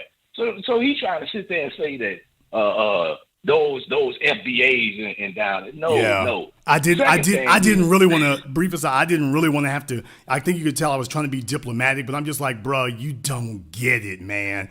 Don't I live here and stuff, dude. You don't get it. All it takes is somebody with some sense, 2 seconds to see, bro, you're fighting the wrong thing here.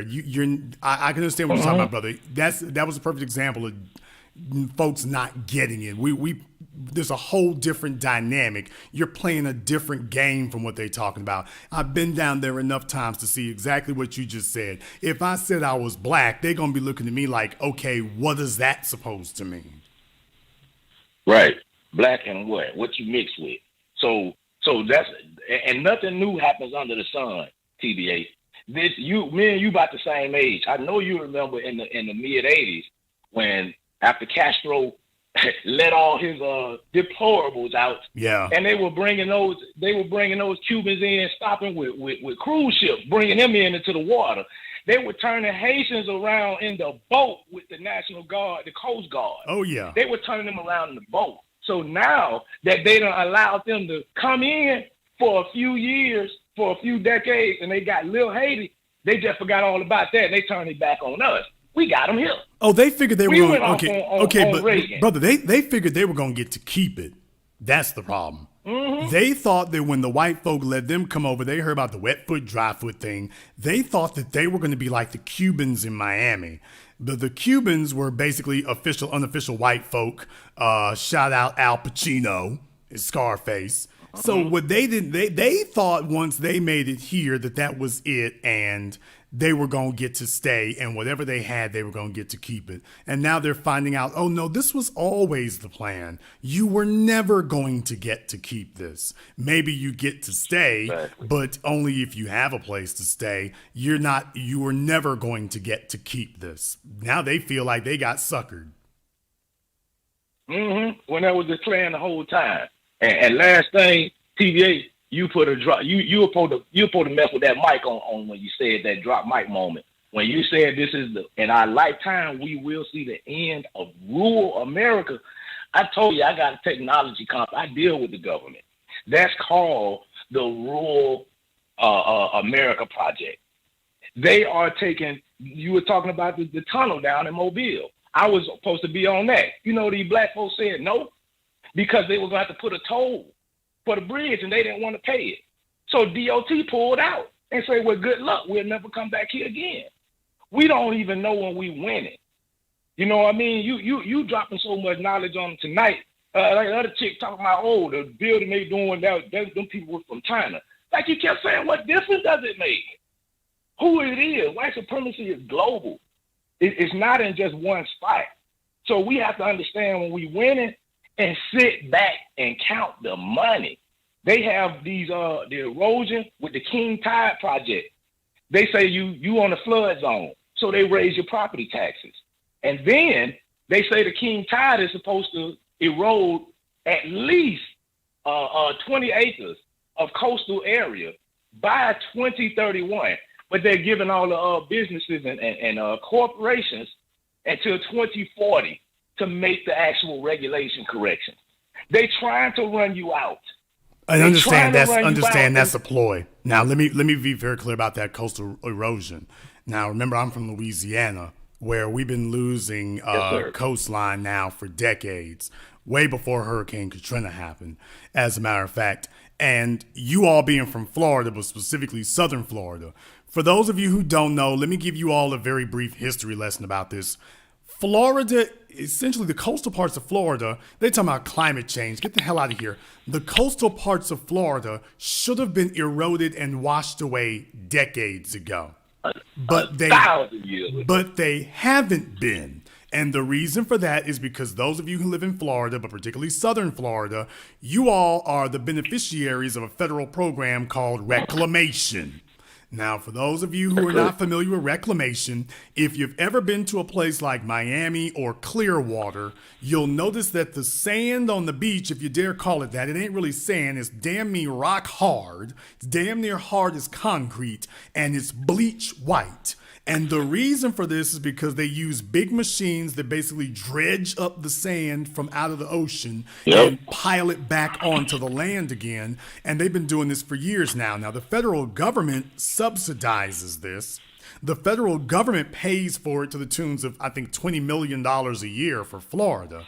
But they pay millions and millions of dollars based upon the economic benefit. So because it has a tremendous outsized economic benefit for Miami, you all can go look this stuff up. By the way, I'm not making this up. Go look it up for yourselves. Because places like Pensacola, Clearwater, basically the whole state of Florida, essentially, they pay for Florida's coast out there where the beaches are to be reclaimed. And I think they go through once every 5 or 10 years and go back and do it all over again.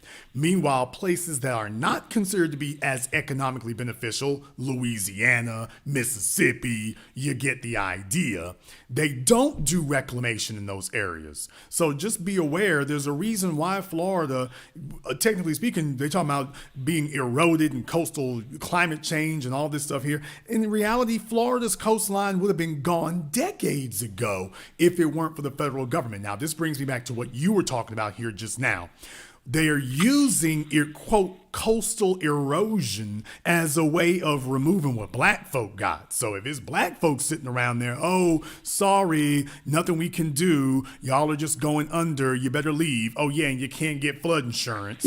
So don't worry about that either. Next thing you know, we're all gone. Mark my words, as soon as they have enough of it gone and we're out the way, you're going to see a huge coastal reclamation project take place in the southern states. And suddenly you're going to see the coastline of the southern United States start to go back the other direction. And all the land that we used to be on, which was underwater, and we no longer own it, all of a sudden that's going to be the new property, and they're going to divvy it up and sell it all over again as the coastal area. Only now we won't own anything. So we are witnessing really terraforming geologic warfare. It's not just even race warfare anymore. This is geologic warfare, brother. It's making Greenwood, Archer, and Pine look pedestrian in comparison. They're on some Death Star stuff today. They're on some Star Wars Death Star stuff. I'll let you have the last word. Like you said, I appreciate it. Like you said earlier, chess moves, Jason, they not even saying erosion. They're doing it in Louisiana too. They're saying the tide is going to rise higher, right, because of the global warming. And the reason that they're sand out there so hard and looking that color, that's ground up coral reefs. And then they tell you to pay to save our coral reefs when it's them. So you wonder why it's going to be gone in 15 to 20 years, because they're going to stop doing it to let you leave. They doing it in Louisiana too. Those houses in New Orleans sitting on stilts. They charging those people extra high property taxes because their houses was the only one that remained. They want all of that property. They want it, and you talking chess moves, how I'm going to charge you to save it. I'm the one taking it out. And then I'm going to stop keeping it with the reclamation. I'm going to stop keeping it fortified to make you leave. Be one, Jason. You own it. Black First, brother, thank you very much for giving us a call here tonight. People, y'all got to understand there are machinations, there are technological innovations, they are hard at work. They know what they're sparing, and they know why. They know who they're targeting, and they know why. And that is why it is ultra important that we can't just have a microscopic view of things. We have to have a global view of what's happening and realize what's really going on. When you see machinery moving, I'm talking about physical machinery. When you see machinery moving and big machinery, you need to know what it's doing. When you see oil rigs off the coast, you need to know why they're out there. When you see machines spraying and dredging up dirt and stuff on your beach, you need to know what that's there for. You need to know why it's there. You need to know who's doing it. It can't just be, oh, they're rebuilding the coastline or rebuilding the sand, putting the sand back up there. Understand there is an effect that is going to have, a direct effect that's going to have on you and your heirs. Let me get a call from area code 786. You're on live with the Black Channel. What's your name? Where are you calling from? Hi, my name is Jay from Miami, Florida. Jay from Miami, Florida. What's on your mind? How you doing, Mr. Jason? I was just listening to your show, your broadcast, and everything you said is completely true. The reason I say that, and I'm not talking from the viewpoint of just being like FBA or Black American, I'm talking from actually being an immigrant. Every word you said is not just prophetic, it's completely true. Everything you said. Every single word you said is completely true. Well, a lot of folks are going to find this out the hard way at this point here. This idea that they were going to be safe, this idea they were going to be protected, this idea that they were going to be islands unto themselves and that everybody else is going to sink, but they be a part.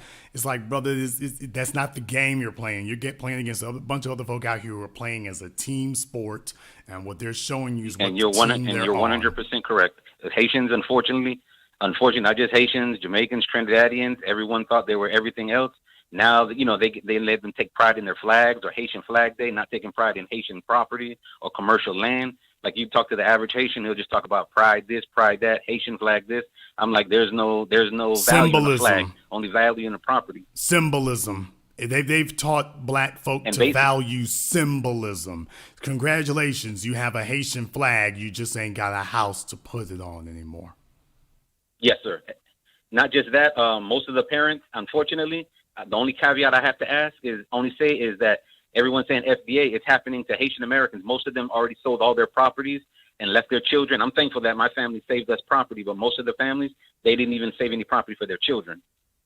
Well, I mean, at this point right here, like they didn't even last long enough to get any generational wealth.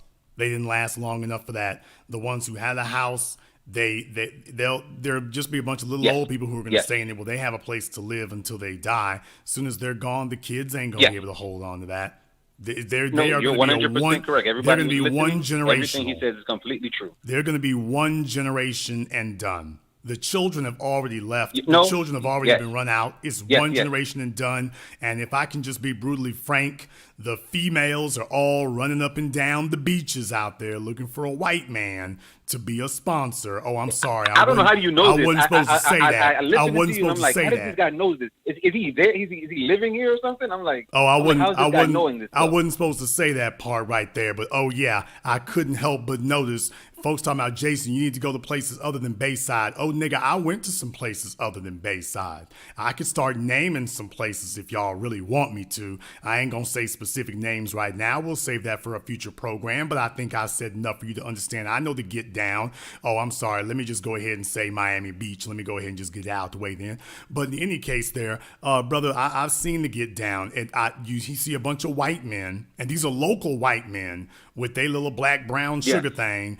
They got their hairstyles. These are obviously not females who are American females. These are obviously immigrants. These are obviously immigrant kids. And I mean, they just cheesing to beat the damn band with their little foreign hairstyles and whatnot. And here this white man is with this southern accent and this dark brown skinned female with this Haitian accent or this Jamaican accent. And it's like, okay, I see what y'all think y'all gonna do. Y'all think y'all gonna hoe your way to the economic recovery. Okay, let's see how that works out. The reason why, Mr. Jason Black, because in our homeland, unfortunately, like when basically Europeans go over there, especially Canadians or Frenchmen, it's already prepped and primed that the young women already believe in that type of stuff. It's almost like the parents, it's almost like DR. They already almost accept it, like bring a form of income. When they see white, they see money. They see this to the point that's almost like natural. Not everybody, but unfortunately, like half and half.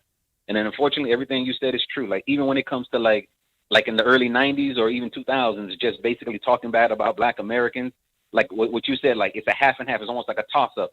And just like, you know, everybody keep talking about Nigerians, talking bad about this. Haitians are right up there, too. We have our own derogatory terms that people try to say about Black Americans. I'm like, I don't know why everybody keep talking about, Black and Nigerians, this and that with Akata. Damn near every Caribbean have a negative term. You guys don't really have one for us. Maybe when we were younger, but everybody, roasted and ranked everybody when we was younger. But we're talking about people, like basically we saying stuff like that in the 20s and 30s. I'm like, dude, we're not in high school no more. We don't talk like that no more. Well, I can say, brother, the good thing about adversity is it reveals who people really are, and it reveals what people are really about. And as far as I'm concerned, bring it on, because I'm more than willing to separate the wheat from the chaff, and it's time to see who's real and who's phony. Thank you very much for giving us a call tonight. Let me go ahead and see here. I think I got country code 441. What is this? Great Britain on the line. You're on live with the Black Channel. What's your name? Where are you calling from? Stuart calling out of Manchester, England. Phil, about Manchester, what's on your mind? Stuart, yeah, calling out of Manchester, England. Yeah, briefly, the future of the black race lies within the foundational black Americans, and it has done for a long time. The whole world, the culture comes from that and feeds off that, and they're attempting to destroy that and replace it with their own. Don't think it'll happen, but blacks all over the world need to realize that and support foundational black Americans in their efforts, the 100-year effort to fight for survival. Well, let's be very, very clear about something here. Strongest. I want to thank you for your support, but let's be very, very clear about something. They can do it. Yeah. You say you don't think it can happen. And let me be very, very clear. As a person sitting here on the soil, oh, yeah, it can happen. What happened to the Tasmanians, it can happen to us. If we do not get super serious about this and get ultra vigilant, believe it or not, yeah, it can occur. Our job is to make sure it doesn't. I'm not naive. I said I don't think optimistic. I know it can happen, but yeah, I hear you. I hear what you're saying. Also, Jason, I first spoke to you on the 19th of last month. Just wondering if you received those emails that you requested I forward. Yes, I did. I believe I did. I forwarded one last night also. All right. I'll be looking for that too, brother. Thank you very much for giving us a call here tonight. Let me get a caller from area code 214. You're on live with the Black Channel. What's your name? Where are you calling from? This is Greg calling from Dallas. Greg calling from Dallas. What's on your mind? No, I just want to make a couple points. Now I go back to a couple last callers. There's a couple other areas you haven't mentioned. I'm originally from Ohio. It seems like they're gentrifying a lot of stuff up there also.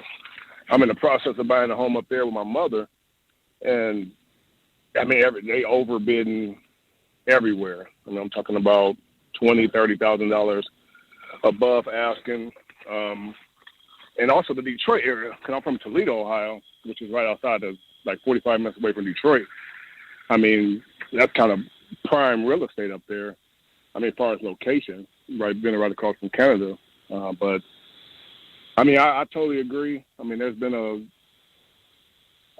especially with us, some of us, especially where I'm from, people working in the auto industry, kind of a just stagnant position in life. Well, the folks who didn't take it seriously, especially over the last 40 years at this point right now, I really just got to say it's game over at this point. Everybody who's ready is going to move. Everybody who's not, they're just going to get washed away now. Thank you very much for giving us a call tonight. We're going to take a couple of more phone calls before we wrap things up tonight. Let me get a caller from area code 334. You're on live with the Black Channel. What's your name? Where are you calling from? Okay, caller from 334 has been abducted. Caller from area code 832. You're on live with the Black Channel. What's your name? Where are you calling from?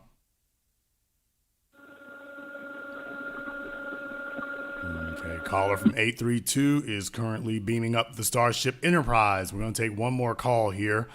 Let me get a caller from area code 312. You're on live with the Black Channel. What's your name? Where are you calling from? My name is Joe, calling from Indianapolis. I just wanted to talk on just how we have recently we've had over the past 6 years, we've had a Haitian population. I just have seen them over a short amount of time grow as a community. I live on the east side of Indianapolis, and that's where mainly the bulk of their population lives. And over less than 3 years, they've managed to buy strip malls, neighborhoods, all type of stuff. So I just found that interesting. I just want to say that. Okay, well, I'm not really sure what the point is you're trying to make there. Just they have a plan, and we need to pay attention to that.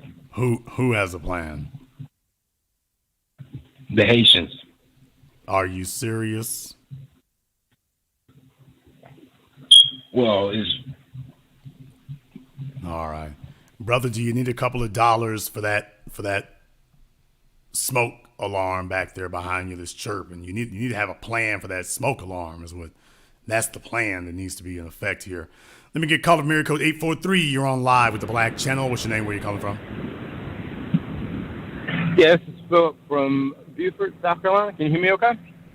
Okay. If you're on speaker or Bluetooth, you need to take your phone off of speaker or Bluetooth, folks. This is Philip from Beaufort, South Carolina. Can you hear me all right? Okay, what's on your mind? Hey, okay, I got a couple of things. One about gentrification and then about migration. You just had a call a couple of calls ago from Ohio. I used to live in Cincinnati. And when they gentrified the over the Rhine area, two things. One, those landowners, because that's right in the city. Those landowners were not black landowners, and but they were displacing, quote unquote, displacing a lot of poor black people, and so those folks are gone. When they're pretty much gone now. But most of the black people who could afford their property were not living there anyway. They were living in the suburbs. That's number one. So that's the gentrification part. Now, the migration part, obviously I live in South Carolina. Okay, give us the Reader's Digest version. We are short on time, so give us the 10-second version. I'll be done in a second. Down here, what's happening is that people are not moving to all parts of South Carolina.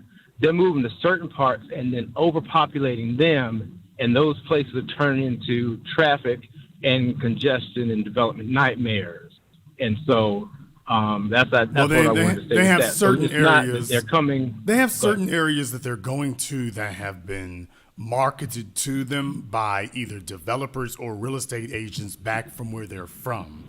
So they have certain reasons for going to those particular areas, not really the same reasons that people from those states in particular would be looking for. So yes, there is a reason they're doing it. Really very particular, very, very, very particular in that regard.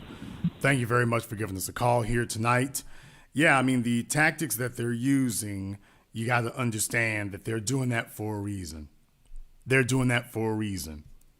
And as a group, a lot of folks thought they were going to get passed over. They thought it was going to be easy for them. They thought that they were going to be doing it and they would be all right. And the rest of us here, we would just be left, stranded on our own. It wasn't going to be nothing for us. And they're finding out the hard way that you are up against a system of white supremacy. And you would have been good if you had aligned yourself with us a while ago. You would have been good back then. What you thought was going to happen was that you were going to get in, you were going to show us your ass, and you were going to be good, and we were going to be struggling, and you were just going to be like, oh, well, sucks to be them. Even after black folk in America did all the footwork for the last 160 years to allow you to even be capable of coming over here. And in return, what they did was turn their noses up at us. And now they've witnessed, as they're seeing, the diabolical forces that we've been fighting. You are not prepared for them. You're not ready for them. You were unprepared for the level of devilment and mischief that they were willing to unleash on you. Totally unprepared for it. There you are. So whatever was your grand master plan that you were going to put into effect all this time, you better hurry up and get to it. There's not a whole lot of you left now. Not a whole lot of you left. If you are new here to the Black Channel, welcome to the Haven of Intelligent Black Thought. We do this every weekend, over 125,000 subscribers and rising. We are not a little thing.